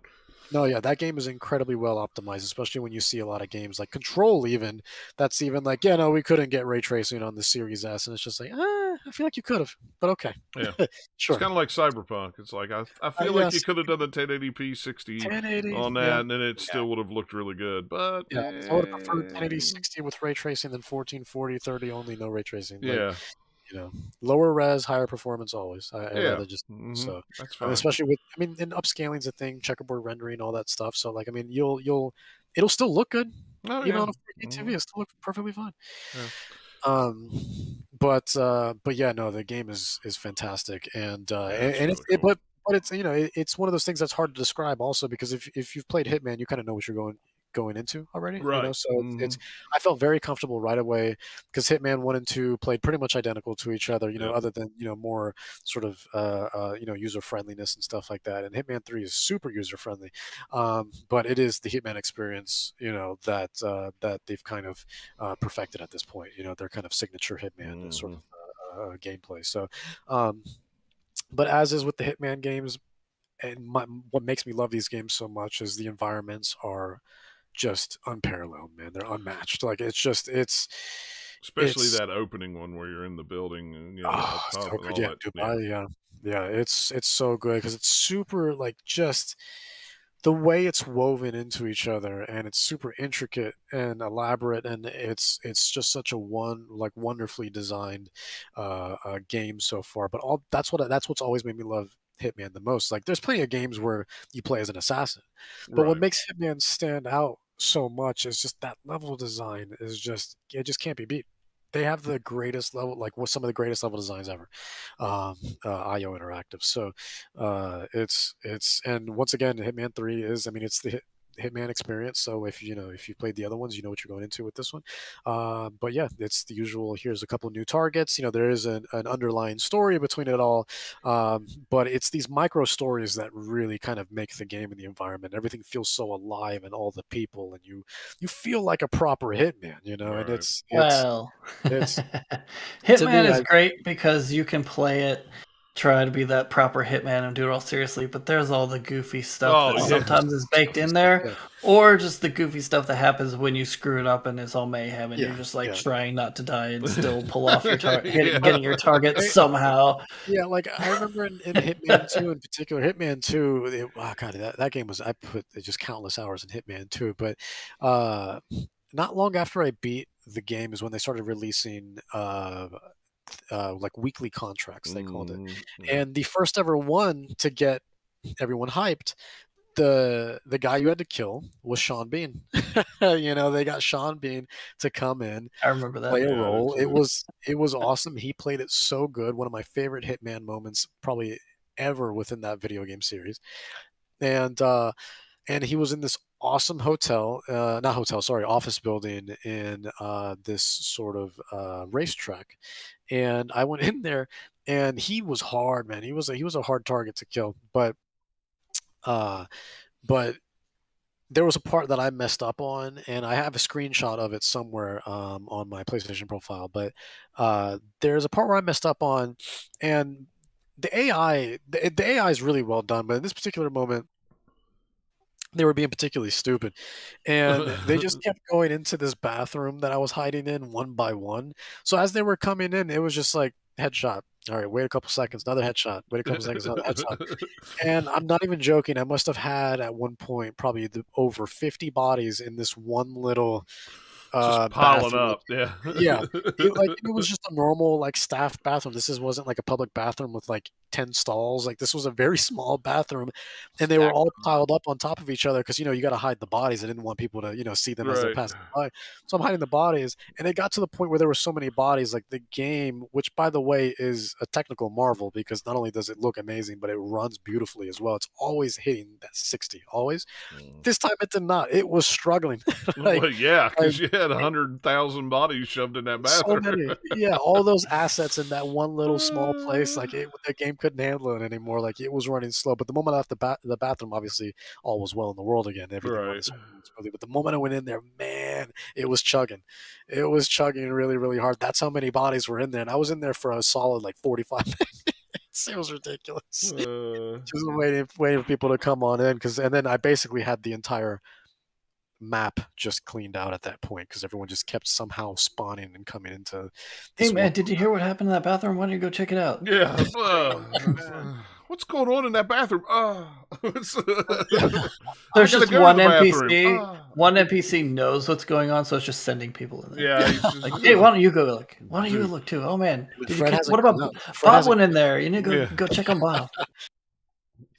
We haven't seen Richard in a while. Where is he? I know they've all been going to that bathroom. Going to that bathroom. It's like a black hole. Why don't you go in there and see what's going on? Hey man, the real party's in that bathroom. Yeah, I'm gonna go check it out. All right, man. But it was such a great time. And Hitman, again, I haven't played too much of it, but since it's on Game Pass now, because I meant to buy it forever ago, but it's on Game Pass now, so now I have access to it. It's great, and it's Hitman, as you know and love, and I can't wait to play more. It's awesome. But I haven't done any super elaborate like kills yet. I've done some pretty standard kills, nothing necessarily boring, but Hitman, you can get super like thought out with your plans on how you want to kill somebody. I like all the goofy roles that you can do, like when you're like, hey, he can inexplicably just drum, and he's a good drummer, and he's not bringing his cover because he can play it just well. Yeah. He's a model on he's model running, going down the runway, and he's just fine. He can do anything he wants as long as you have that costume. You're good. Yeah. Yeah, but Hitman 3 again, I haven't played much, but as a Hitman fan since God, I don't even know how long I've been playing. Probably since I think the first one I played was probably Contracts on PC. I think that's the second one, maybe. Yeah. So I played the first, I played that one. I first got into Hitman on PC when that's all I had, like forever ago. And I started with Contracts, then went back to the first one, unless that one was the first. I think it was just called Hitman. And then of course went to Blood Money, then went to whichever one that was on PS3, Absolution, or what I like to call as Abomination, because that game was not good. So yeah, that's pretty much the one that Hitman fans are just like, nah, you missed on that one. Yeah, no, that was big miss. like none of the stealth mechanics worked. Like that game was just not. They kind of missed the point of the whole Hitman sort of persona and vibe and gameplay really of that game. But once again, if there's anything to talk about in that game, it's the exquisite level design that is just incredible with each new entry. But yeah, no, and Hitman 3 has been a great time, so I'm excited to play more of that, and hopefully I can play it, beat it, and then by the time we do the next podcast, I can go definitely like hugely in depth with Hitman 3. So but yeah, enjoying it so far from the little that I've played of it. So but in addition to that, on a lighter note, Contrast recently came to Xbox Game Pass finally. Because I didn't even realize, a lot of people apparently didn't realize that this game was on Xbox to begin with, because when the game initially came out, it was always kind of marketed on PlayStation. Matter of fact, Contrast was actually when the the day PlayStation 4 came out, that was the day one PS Plus game that you could get for free was Contrast. Right. With every I'm PS4. aware. Yeah, I remember. I have it. Yeah. And now I didn't have a PS4 at the time. I didn't get my PS4 until years later, not until the Pro came out. That was my first PS4, was a PS4 Pro. So but I did play it on PC, and I had a fantastic time with it. It's a unique game with an awesome noir setting that you utilize the shadows basically, right? So you play as a 3D sort of like you start off in the real world, and then but if you have to go and do some puzzle platforming, and you can't like get on top of this one building, you can utilize the shadows to your advantage, basically. So, even though there might not be anything there physically to stand on, you can just hold the right trigger. You'll kind of phase into the wall, become a silhouette of yourself, and then you can utilize the shadows as platforms to get to where you need to go. And but yeah, Contrast is not a long game. I think I beat it in maybe like 3 or 4 hours. I think like the first time I played it, and but since it's on Game Pass now, I really wanted to revisit it because it really is one of my favorite puzzle games, like of all time. Like I just something about that game, like it was far from perfect because the game definitely had its issues and there was a lot of like plot holes and stuff like that. But again, for me, level design is so important and atmosphere and stuff like that. So, and the game just nailed all of that. Even though the gameplay could absolutely be better, it's definitely a product of its time. Since I've been playing, it's definitely got some sluggishness to it. Definitely some, it's a lot very janky in a lot of areas.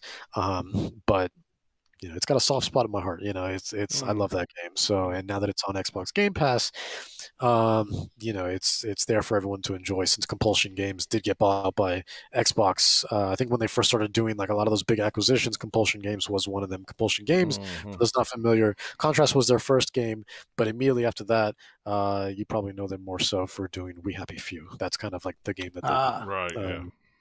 working on. You can see a lot of art style similarities too between Contrast and We Happy Few, but which I loved. I mean, We Happy Few. It was buggy as all hell, but it was. But credit where credit's due. That game, I had a great time with it, and I love that game. So, but yeah, I've been revisiting that. Didn't spend too much time with that either. Maybe an hour and a half, but it's just as I remember it, and but without a doubt, it's a product of its time. But if you love puzzle platformers, do yourself a favor and check this out. There's just something oddly relaxing about it too.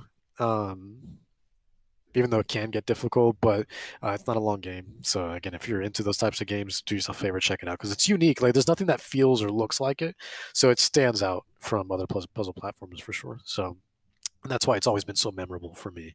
And I just love the creative and art direction for Contrast. So uh, but yeah, and then lastly, I've been playing a little bit, not too much, maybe just again a small amount of Welcome to Elk. We actually got this sent to us for review by the good folks from the studio there, and uh, and honestly, I didn't think it was going to be something that I would like too much, but I ended up like so far, anyways, I'm like really really enjoying it. Um, and mainly because of how it is on a visual level, right? Like the art style is kind of similar to those kind of goofy adult cartoons that are almost uh, purposely bad. I don't know if just a lot of adult cartoons like Rick and Morty or a lot of those Adult Swim type things, I don't know if they just intentionally get bad artists or if it's just that's supposed to be how it's supposed to be. But but it looks like one of those, except it definitely has like a sort of purity to it that those other like shows don't have, in terms of like art direction and stuff like that. Stuff like you know like other adult shows that like cartoons that like Netflix has, like BoJack Horseman and things like that too, right? Or like was that Big Liar or something like that? I don't know. Those types of shows. Something. I can't remember. I know what you yeah, mean. you know the one I'm talking about. Yeah. So, but those shows, I don't know, man. They're hard to look at. They really are. Like I can't watch them because they're hard to look at. It's the whole time I just can't get over the fact was just like somebody gets paid to draw this. Like it's crazy. But I don't know. But for me, and that's how I initially felt. But now that I've been playing Welcome to Elk, it's cool. It's like a little adventure game. A lot of the stuff, a lot of the backgrounds are black and white, and but the people themselves are like fully illustrated with color and stuff like that, versus just being like pencil outlines like the rest of the environment is, and I couldn't really tell you what's going on. It's kind of a vague story so far. All I know is you play as a girl who moves into this new town for a little bit, and you're just kind of meeting the townsfolk right now. It's a place called Elk, hence Welcome to Elk, and yeah, and then things, as usual, just aren't as they seem. Things get weird, and you're trying to figure out what it's like. But it's interesting because it's like a mystery adventure game, not a murder mystery, but just a mystery adventure game, and it reminds me a lot of Oxenfree. So if you liked Okay. Oxenfree, because I'm getting a lot of those vibes right now while I'm playing it, just kind of like here you're just hanging out with some people, talking to people, things happen, sort of Stranger Things esque, sort of a way of storytelling, and and yeah, one thing leads to another, and then you just kind of figure out what's happening. But I get a lot of vibes from Oxenfree from this, and there's also a smaller indie game that I played on the Switch a while back called Earthworms, and that game is usually on sale for dirt cheap. I got that for like maybe 99 cents a couple years ago. And I highly recommend Earthworms. You play as a detective that just goes around and you're trying to figure out why the place has kind of been abandoned. There's still people that live there, but people are acting really weird. And then you start figuring out why it's called Earthworms, stuff like that. It's a really weird game, but again, if you like that type of game of going around and the world is unfolding as you walk through it, and you're doing a little bit of detective work, something like that, or Oxenfree as you're trying to figure things out and things get weird, I think you're going to like Welcome to Elk a lot, because it reminds me, there's a big vibe that I'm getting from that, and those are good things. Those are very good things, because I loved Oxenfree, and um, Earthworms is very good It too. is visually interesting. Yeah, it's interesting for sure. But again, it reminds me of those sort of adult cartoons that it does. It has Adventure Time. Yeah, stuff like that too. Yeah, Adventure Time. Adventure Time, or it has an art style that I do not particularly like. Yeah, exactly. That's the thing. I could see that. Yeah, I mean, yeah, and that's why I wasn't crazy for it at first, but there was something about it that kind of drew me in, and I was like, you know what? I'm doing a lot of reviews at the moment, but sure, send this to me, and I'm glad that I took it, because again, I haven't spent too much time on it, but I am still, the reviews slowly but surely getting written, and I'm overall, I from what I've played, I'm enjoying it, and if it keeps up this sort of Oxenfree sort of vibe to it and style of gameplay, yeah, absolutely. Then I'm going to recommend it to a lot of people. I'm enjoying it a lot so far. So, yeah, and I'm playing that on the Nintendo Switch. It might be available elsewhere, more than likely PC. I'm not sure about the other platforms. Yeah, it looks like on Steam. Yeah, it's on Steam. It looks like it came out in 2020 on Steam, so okay, it's been out on PC for a little while. So. Gotcha. Yeah. So okay, so it must just be new to consoles then. Yeah. Looks that way. Yeah. So, but yeah, I recommend that if you love stuff like Oxenfree. I think you're gonna really enjoy what's here, and definitely check out Earthworms too, because it goes on sale all the time for like 99 cents on the eShop, and I know you can get it for dirt cheap on Steam too. Like we're talking like mere cents, So like normally it's like $10, but when there's a sale, oh Lord, they want you to have it. It's a sale, So like you can probably find enough to pay for it under your couch, So when it goes on sale. So, but don't let the sort of huge discount sort of deter you from thinking that or make you think that it's a terrible game, because it's not. It's awesome. It definitely harkens back to those older point and click style games, but again with that atmosphere of mystery, and you can't help but you start to get, it's gripping, and the way the story unfolds and the pacing of it all, and it's really, really well done. And yeah, Welcome to Elk is exactly just like that. But once I write the review, I'll go more in depth there. It's slowly but surely being written. I want to make sure I'm thorough with it. But yeah, definitely check it out if you enjoy stuff like games like those, for sure. But yeah, and then that's everything I've been playing. Okay, cool. Well, we'll hit notes or news real fast. I'd forgot there was a Nintendo Direct, so I added that too. So kind of touch. I mean, we could have left it out. Yeah, I mean, there wasn't too much in it. Yeah. But some of the bigger stories that happened while we were going, Bungie is going to be purchased by Microsoft for $3.6 billion. Sony. Or Sony. Yeah, Sony. I said Microsoft. Yeah, Sorry, I'm so used to saying Microsoft is buying. It's Microsoft dressed in like a Sony costume. Yeah. Like they've got a Sony mask on. It's like Phil Spencer. It just says like we're here PlayStation to buy you. No, yeah, sorry. I was sitting right here reading it, and it just I said Microsoft because it's been Microsoft buying it. Yeah. It's weird because they're going to be an independent studio, but owned by Sony. It seems kind of strange. That is strange. Bungie is weird. Yeah. Bungie is like, hey, we're gonna go away and be on our own. Never mind, we're gonna get bought by a big company. Never mind, we want to be on our own again. Never mind, we're getting bought again. Make up your mind. Yeah, and I said that. I said that the day the news broke. I was like, okay, wait a minute. So, you're independent. You were bought by Microsoft. Then you wanted your independence. Microsoft let you out of the let you go. So you partner with Activision to publish Destiny.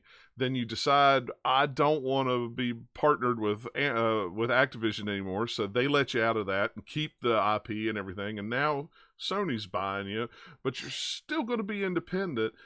I don't know. Yeah, it's a weird thing. It's very weird. The only thing that makes sense to me, how I'm interpreting it as, it's like, here is a private investor. That's what it is. It's like we can still be an independent studio, but here is our own personal bank. And it used to be Microsoft, now the publisher, and then the publisher became Activision, and then now it's like Sony's our own personal bank now. Yeah, I think that Sony bought Bungie more for their what do they call it? Their proprietary tools for their the way that Destiny is set up with the like the live service stuff. Yeah, the live service stuff. Because shortly thereafter, they're like, we're going to do 10 live service games, over the next so many years. And it's like, it's like, but still. So that's not what live service means. If you're doing a 10-year plan for live service, you have one. Yeah. Maybe two. Not 10. Yeah. There can only be so many live service games because there's only a certain audience who plays them. They can only play so many at a time because that's ones you want people to keep playing. I think they want playing everything. When you think about it, they really don't have stuff like that. Meanwhile, Microsoft does have, something. I think they want their own sort of Sea of Thieves. I'm not saying they want their own pirate game. No, but they want a game like that. Yeah. Yeah. Here's one property that continues to evolve over time and become bigger and better. And no matter when you jump in, there's always something there for you. So yeah, I mean, I don't know. If they're doing it for that, like, surely there was a way they could have bought tools without buying a studio, but probably, especially for what, $3 billion no less. So like Bungie alone, I think they way overpaid for Bungie. Just a lot of people think that. I think that too. I think Microsoft paying almost $70 billion for Activision is way overpaying for Activision. I think that's underpaying. You think so? I mean, for the amount of IP. See, this difference is they have so many IPs that they can take advantage of whenever, and that's more part of what they're buying. Plus some of the studio infrastructure and all that other stuff too. Yeah, but I mean, you look at they get a lot more value out of it than Sony buying one studio that makes one thing. And then, then keeping it multi-platform, mind you. Yeah, and then keeping Call of Duty and stuff like that in multi-platform. Now, they're not saying that those other IPs will be multi-platform, but Call of Duty will still be multi-platform. But why wouldn't it be? I mean, but we'll see how long that lasts. But in the case of Bungie, though, where it's just like you spent $3.6 billion and then literally nothing changes, everything's still multi-platform. Like, and all they're really getting out of it is that proprietary technology. Yeah, and I mean, what have they done since Halo? They've done Destiny, and that's it. And I mean, Destiny 1, I enjoyed Destiny 1. Destiny 2 came out, and I kind of went, Yeah, I mean, look, Bungie's great at what they do. There's no doubt about it. But like saying they're versatile, stretch. We'll see what their new IP is that they're working on. We'll see what whenever that. And who knows? It's called More Destiny. Yeah, it's called Destiny 3. It's different because it has the word more in it. Yeah. No, Destiny 3, where instead of the E, it's a 3. Whoa. Wait, no, it's different. Wait, Destiny's Child. That's the new franchise. There it is. Wow. That sounds like a prequel. That might be a prequel. It could be a prequel. No, that's a sequel. It's the Child of Destiny. Come on, it can't be a prequel. That's not how it works. Nintendo is shutting down the eShop on the 3DS and the Wii U. And for some odd reason, I say it frustrates fans. What? Are you surprised by this? I put out that many times before. They've done it before. It's like I put that tweet out the other day. I went, they shut servers down. They shut the eShop down on the Wii for 2 years after the Wii was discontinued. Yeah. They've waited 5 years to do it on the Wii U for some strange reason. I don't know why. I figured it would have been shut down a long time ago. And it's not like you still can't get your digital stuff. You just can't buy new stuff. That to me was the most important part, just because I did play my 3DS a lot. I do have a lot of games on 3DS. Yeah, I do too. I have a Physically and ton. digitally. Yeah. Yeah, and but that was the most important part, because I know with the Wii in particular, when they did shut it down, they were like, "No, this store's gone. Like, so if you better have everything downloaded or installed that you want, Right. because there's no way you're getting back in." But this is just like, this is like, yeah, you won't be able to buy anything anymore, but don't worry, you still have access to all your Like the purchases. Vita, like when they shut the Vita store down, Yeah. you can still download the digital games on the Vita. You Yeah. just Oh, can't God. buy new games Yeah. on it. Which is fine. That's the most important part, because like otherwise there's thousands of dollars that a lot of people have just disappear. Right, You yeah. know, disappear. And now That's very everybody's like, "Oh, there's just thousands of digital games. It's just going to disappear into the ether." No, it's not. If there's something on the Wii U or the 3DS that you haven't bought yet that you want to buy digitally, what in the crap have you been yeah, waiting what are for? you waiting for? Especially on the Wii U. I mean, the Wii U hadn't been made in 5 years. What are you waiting for on the Wii U? Yeah. What are you waiting for? Yeah, are you really, "Oh no, I didn't buy Wind Waker HD digitally on the Wii U because I didn't, Well, that's even a bad example, because that's the game that came out on discs too. Yeah, So I mean, it came out on disc. It's like, what do you? There's no, and when Nintendo does that, all of a sudden you get retro gamers and these preservationists coming out with pitchforks and torches, going, "This is terrible. Hack your system so you could download these things for free because Nintendo doesn't care about Taking your money. Yeah, they don't care about preserving digital content. Look, this is par for the course for Nintendo. If you haven't figured this out yet, I don't know what to tell you. I mean, yeah, I mean, there's also it costs them money to keep those storefronts running, and if only so many sales are going, that's not going to support it. They're going to shut it down. yeah, and they're looking at numbers, and like I said 5 seconds ago, I don't know how they hadn't shut the eShop down a long time ago on the Wii U, because almost every game that was any good on the Wii U is now on the Switch. There's 2 left, and they're 2 Zelda games. Well, 3. Yeah, I was like, give me Wind Waker on Switch, please. I will buy that. Wind Waker, Twilight Princess, and I'd buy that Xenoblade one, Chronicles X. That's the only games. I probably wouldn't buy that one. I'd buy the Zelda. Whoa, Chronicles X is good. Well, where's Devil's Third? Come on. Oh, please, Devil's Third. Devil's Third. Forget all those other ones. I'm getting Devil's Third. Yeah, I want Devil's Third. Forget about it. A buddy recently asked me, he's like, I got all these Wii U games, and should I save them? And they're all stuff that's been ported to the Switch. I'm like, well, how often do you play your Wii U? I'm like, he's like, not very much. I'm like, you have all the games already ported. I'm like, why are you, unless you're keeping this for some downloaded content or something else? Well, I don't know. Yeah, it's like, I've still got my Wii U, and I'm keeping it for Wind Waker and the Twilight Princess, because those games are awesome. And now they've added on the RetroTink 5X that I bought. They've added full 1440p upscaling support. So guess what? I'm not even going to use the Wii U with HDMI cables. I'm going to use the component cables and upscale it to 1440p to even make it look even better than it does on what the Switch is going to look like if they ever put that game on the Switch, which at this point, I don't know if they're going to or not, but who knows what Nintendo's going to do. I mean, but it just aggravates me that people who didn't give 2 craps to the wind about the Wii U now all of a sudden is crying because the Wii U shop is coming down. I mean, I get it with the 3DS because, it's sold, I don't know what. Well, it has I mean, closer to 100 million, if not a little bit more, but it also just has such an incredible library. But the Wii U had droughts on top of droughts. There was nothing there really. And there's been a drought for 5 years on it, and it still had the eShop on there. It's like, 3DS is the only one I'm really worried about. But I feel like, but again, I have what I have. I have what I want. So. I have what I want. I've got a 64 gigabyte memory card in my 3DS with literally every digital game that I own downloaded to it. Now, I mean, if the card goes bad, I can download them again. It's not an issue. I think I only own a handful of digital games for 3DS. I own a ton because they used to give them. They used to give them away like candy with Club Nintendo. With Club Nintendo, they used to give digital games away like crazy. I have so much.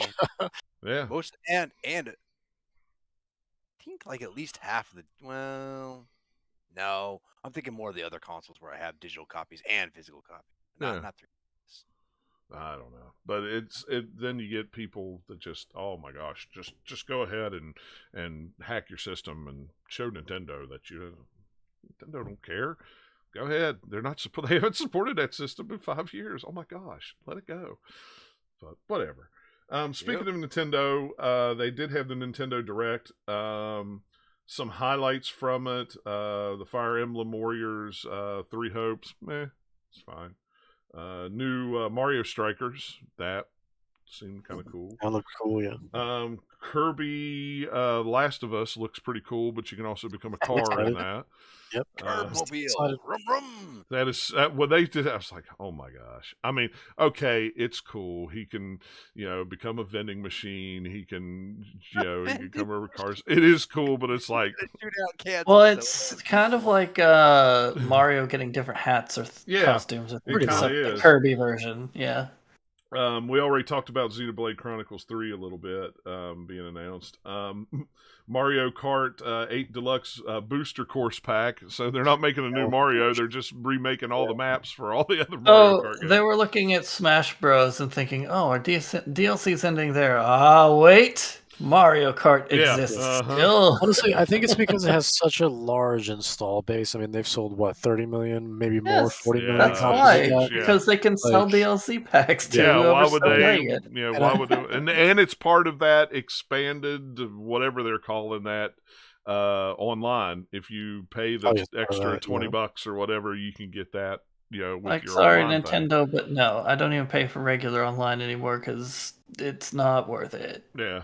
I pay for it because we have 8 people and it costs us like $3 a year. Sure. That's even if I could pay $3 a year, I probably still wouldn't do it because I don't play any of the NES or whatever games. I don't either. I don't play anything online. I don't even play my Switch much anymore at all. So it's just kind of like for cloud saves. That's really the only thing I do. Yeah, that's all I've ever used it for. Which is great if you have multiple Switches, but if you only have one Switch, then I don't really see a compelling argument for having the online. And now I don't have multiple Switches. Now me and Nikki have Switches, so we would play co-op games together. Other than that,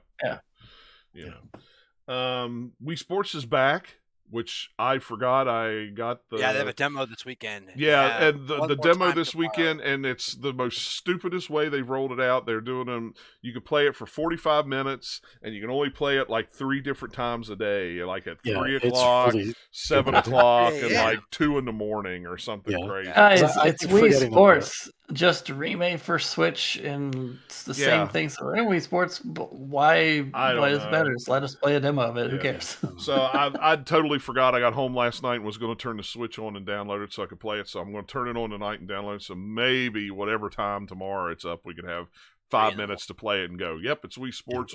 We'll buy it when it comes out because it's Wii Sports and we like bowling. Just the actual sports that are in it is yep, that was in Wii Sports, that was in Wii Sports, that was in there, that was in the thing. They're all, none of them are really new. No, they're even. It's just golf is coming later, but that was in there too. It's just what was it? Badminton that's different, and there was one other one. But they were in a different, not the original Wii Sports, but Wii Sports 2 or whatever it was called, right? Wasn't there a second Wii Sports game Wii that Sports had that? Resort, but I don't think Resort. It had That's the one I was trying to think. Okay, I thought it was in there. Wii Sports Club for a Wii U. Well, Wii U Sports Club, but I don't remember what was on that one. I know golf was on that one. I think I've got that one. I think I bought it because it was cool because I could use the Wiimote, put the Wii tablet on the floor, and my my ball was on the tablet, and I could. It's not coming packaged with my Switch, so I don't care. Yeah. The only reason I'll buy it is because me and Nikki loved that stupid bowling game, and now we wouldn't. The bowling was fun back in the day, but now with more fidelity, maybe it'd be harder to cheese it. Maybe, I don't know. I never used to do bowling motions with it. I always do weird side flicks for bowling, and you can get strikes once you figured out the exact way to do it. No Man's Sky is coming to the Switch. I'm anxious to see what that looks like. I'm going to go with, let's do a callback to earlier in the podcast. I have one question. How? Yeah. I'm anxious to see what that's all about. As someone who put a stupid amount of hours into that game, I'm particularly excited. Even though I'm still going to stick with the PC version, but it's it's cool to see something like that finally be there, Yeah. and I think it's going to be a great game to just, especially like right before bed, just chill a little bit, collect some things, maybe you visit another planet and go to sleep. I'm interested to see how well it runs and looks on the Switch. Yeah, maybe they got it to run well. Who knows? Yeah, who knows? Look good to me on the direct. Front Missions remade for the Nintendo Switch. I'm excited about that. I like Front Missions. On oh shoot, what was that on? Was it on Super NES? Yeah, Super NES. Yeah. They also had it on PlayStation. Yeah, it was on PlayStation as well. Yeah. Let's see what else. Earthbound. Everybody kind of was like, "Ooh, Earthbound! Earthbound's on the thing." If you like Earthbound, I've never been able to get It's into just a Earthbound. collection. If they were doing a new Earthbound game, then sure. But just they're putting out the old games. I mean, you like them, great. But yeah. cool. Once again, a Sony game shows up on it. Major League Baseball 22. It's like, hey, Major League Baseball coming everywhere. We're putting it on Switch now. Awesome.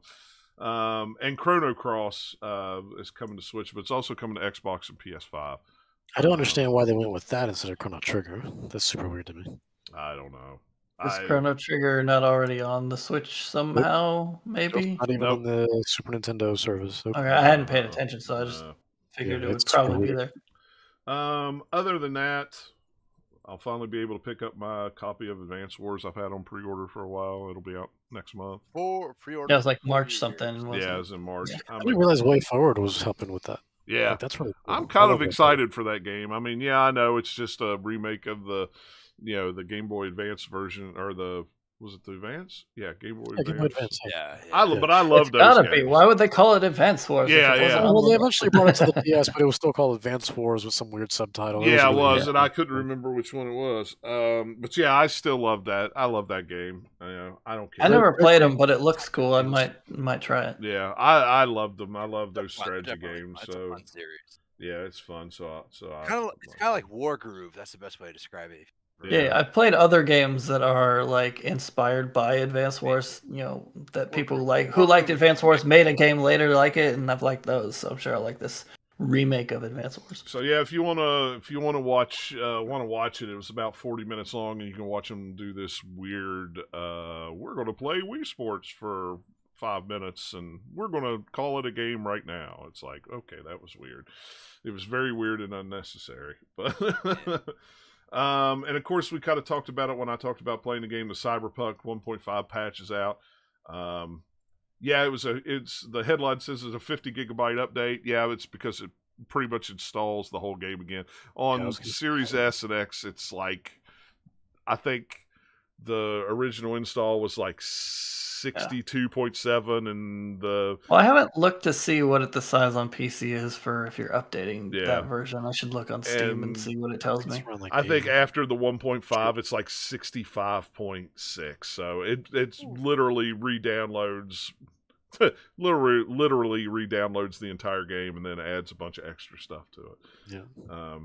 So everybody that bought those physical copies of that game, here we go with preservation again. They'll have to come out with a new version of it because full games are not on disc. I definitely want to try it again, just from all the different stuff that they've changed, like how the driving works, how like some of the gameplay balances, all the different just stuff that they've changed. And they did this about the only way they possibly could have, of just like.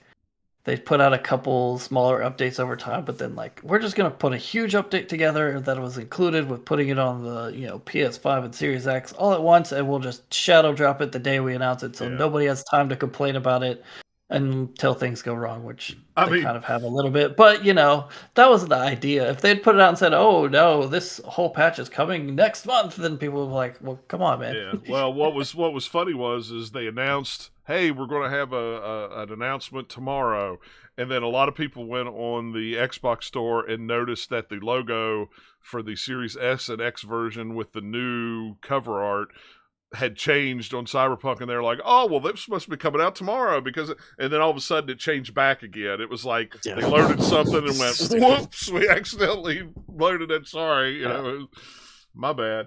But yeah, I mean, it's a much better game on consoles. I played one mission because, like I said, where I logged in, and I had played maybe 6 or 7 hours of it, so I was kind of into it. It was like, oh, wait a minute, I was right in the middle of this beginning mission. I don't remember what I'm doing. Oh, well, let me walk up and turn and find it. And then I just went right on doing what I was doing. It's just, it really runs and looks a whole lot better. So I wish I'm curious they'd to done this. see. I don't know. I haven't paid attention to what they've done in all the updates. If the PC version's been optimized more or not, if I can get more frames per second there than I did at launch or not. I have no idea. Yeah, But those notes are humongous. I mean, it is they're just, huge. Yeah, it's there's a huge. lot It's of a lot of stuff that we made all these gameplay changes. We've added this. We've added new apartments you can get. They've revamped how the contract work with all the different, I forget what they're called, but the different people in each district that you do missions for. Yeah. That actually has a structure now, which whoa, crazy. That's cool. We're not just here's all of them all at once. You have to unlock stuff apparently now. What? Weird. What? But yeah, it was crazy. It was like, okay, I want to play it now. I'm just going to buy it again with my points and play it. And I played it for 2 or 3 hours that night. It was like, yeah, it just feels better on console than it did at launch. It's like it was a good game that was bogged down by being released way too early for the console versions and barely passed with the PC version, but even that probably could have used a little more time in the oven. But the game itself also needed this whole year plus however many months we're at now to, hey, maybe let's get the features correct on some of these things that we just kind of got in there to get it working. Now it's actually designed a little bit. Yeah. So, but that's just a quick rundown of news. There's probably a couple other stories that we missed, but hey, if it's a slow news week, the next show we do, we'll pick them up. But yeah, so, and I'll have more time maybe to play something. We'll see. Other than Sea of Thieves. So. Guys, we're gonna have to hack John's accounts so he can no longer access Sea of Thieves, and then maybe he can play something other than Sea of Thieves. I don't even remember what achievement I unlocked the other day on Sea of Thieves, and it amazes me when you go and you actually look at the trophies, and I don't know what other people do in the game. I'm not out trophy hunting on that game or achievement hunting on that game, but I unlock stuff, and some of the achievements I unlocked, let's see, what one was this one? Oh, it's called Locate Your Missing Ship on a Lost Shipment Voyage. Only 3% of the people unlocked that. Literally, all I did was go to the merchant, pick up the thing, and then, oh, look, I found the boat. And that's the whole purpose of the quest. Only 3% of the people have ever done that? How? What? Yeah. You know what they're doing, John? They're murdering people. I guess. And they're not doing those. I guess that's all they're doing. It's wait, you want me to find a missing ship? Can I kill anyone there? No, okay, no, not doing it. I found a map bundle floating in the water. I pulled it in, and it was off of somebody's sunken ship where they'd buried treasure at. Only 1% of anybody's done that. 1%. It's like, I didn't even try, and I did it. It was totally stumbled across. It's like, what is anybody doing in this game? Well, if it's a later thing that they've added into the game, it's probably skewed by a bunch of people who played Sea of Thieves way back when and then haven't played it, but they're still part of the player-based percentage calculation. So, but the Pirate's Life thing, well, it finally got above 10%. When I unlocked it, it was a rare achievement too, but it was only 4% of the people did it. It's like, wow, that was a whole content patch. And nobody did it. Now, like I said, now it's up to 10%, but still, it's like 10%. They had 25 million people played that game, and only 10% of them unlocked that one achievement. So all you had to do was play the first tall tale of the Pirate's Life. It's like, what have y'all been doing? I guess just driving around or boating around, killing everybody. It's crazy. Yeah, it's like some of those achievements that you just stumble upon because you did something. It's like, well, what was these other... 85% of the player base has a be a jerk achievement. I guess that's the only thing I can come up with. It's crazy, but that's all right. I still like it, so it's fine. They can be jerks. I've seemed to have navigated them, so yeah.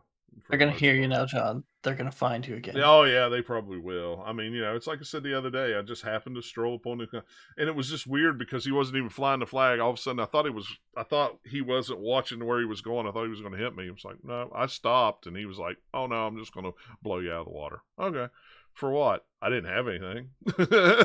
Go ahead, kill me. I don't got nothing. I was on my way back to the port anyway, so no big deal. Just made my life took me a little longer to get there, but whatever. But all right, guys. Well, we're going to call that a show. If nobody's got anything else going on that they want to talk about or anything like that. So. No. All right. Well, thanks a lot for hanging out with us. Like I said, We'll try to tweet out a couple hours before we have a show. This week, I only got it out an hour before. But I did get it out. That's all that matters. That's what matters. Yeah. But yeah, so a lot of things going on. So we should be back in 2 weeks if all goes well. Fingers crossed. But like I say, follow us on Twitter at GL_podcast, or just subscribe on YouTube or Twitch or wherever you watch it at so you'll know when we go live. If you want to come live and hang out with us. And like I say, if not, if you're on Apple or Spotify or wherever you're listening to it at, you'll get it when I put it up the next day. So no big deal. So all right, guys. Well, thanks a lot for hanging out with us and listening, and we will catch you guys next time. Take care. See you later. Bye-bye.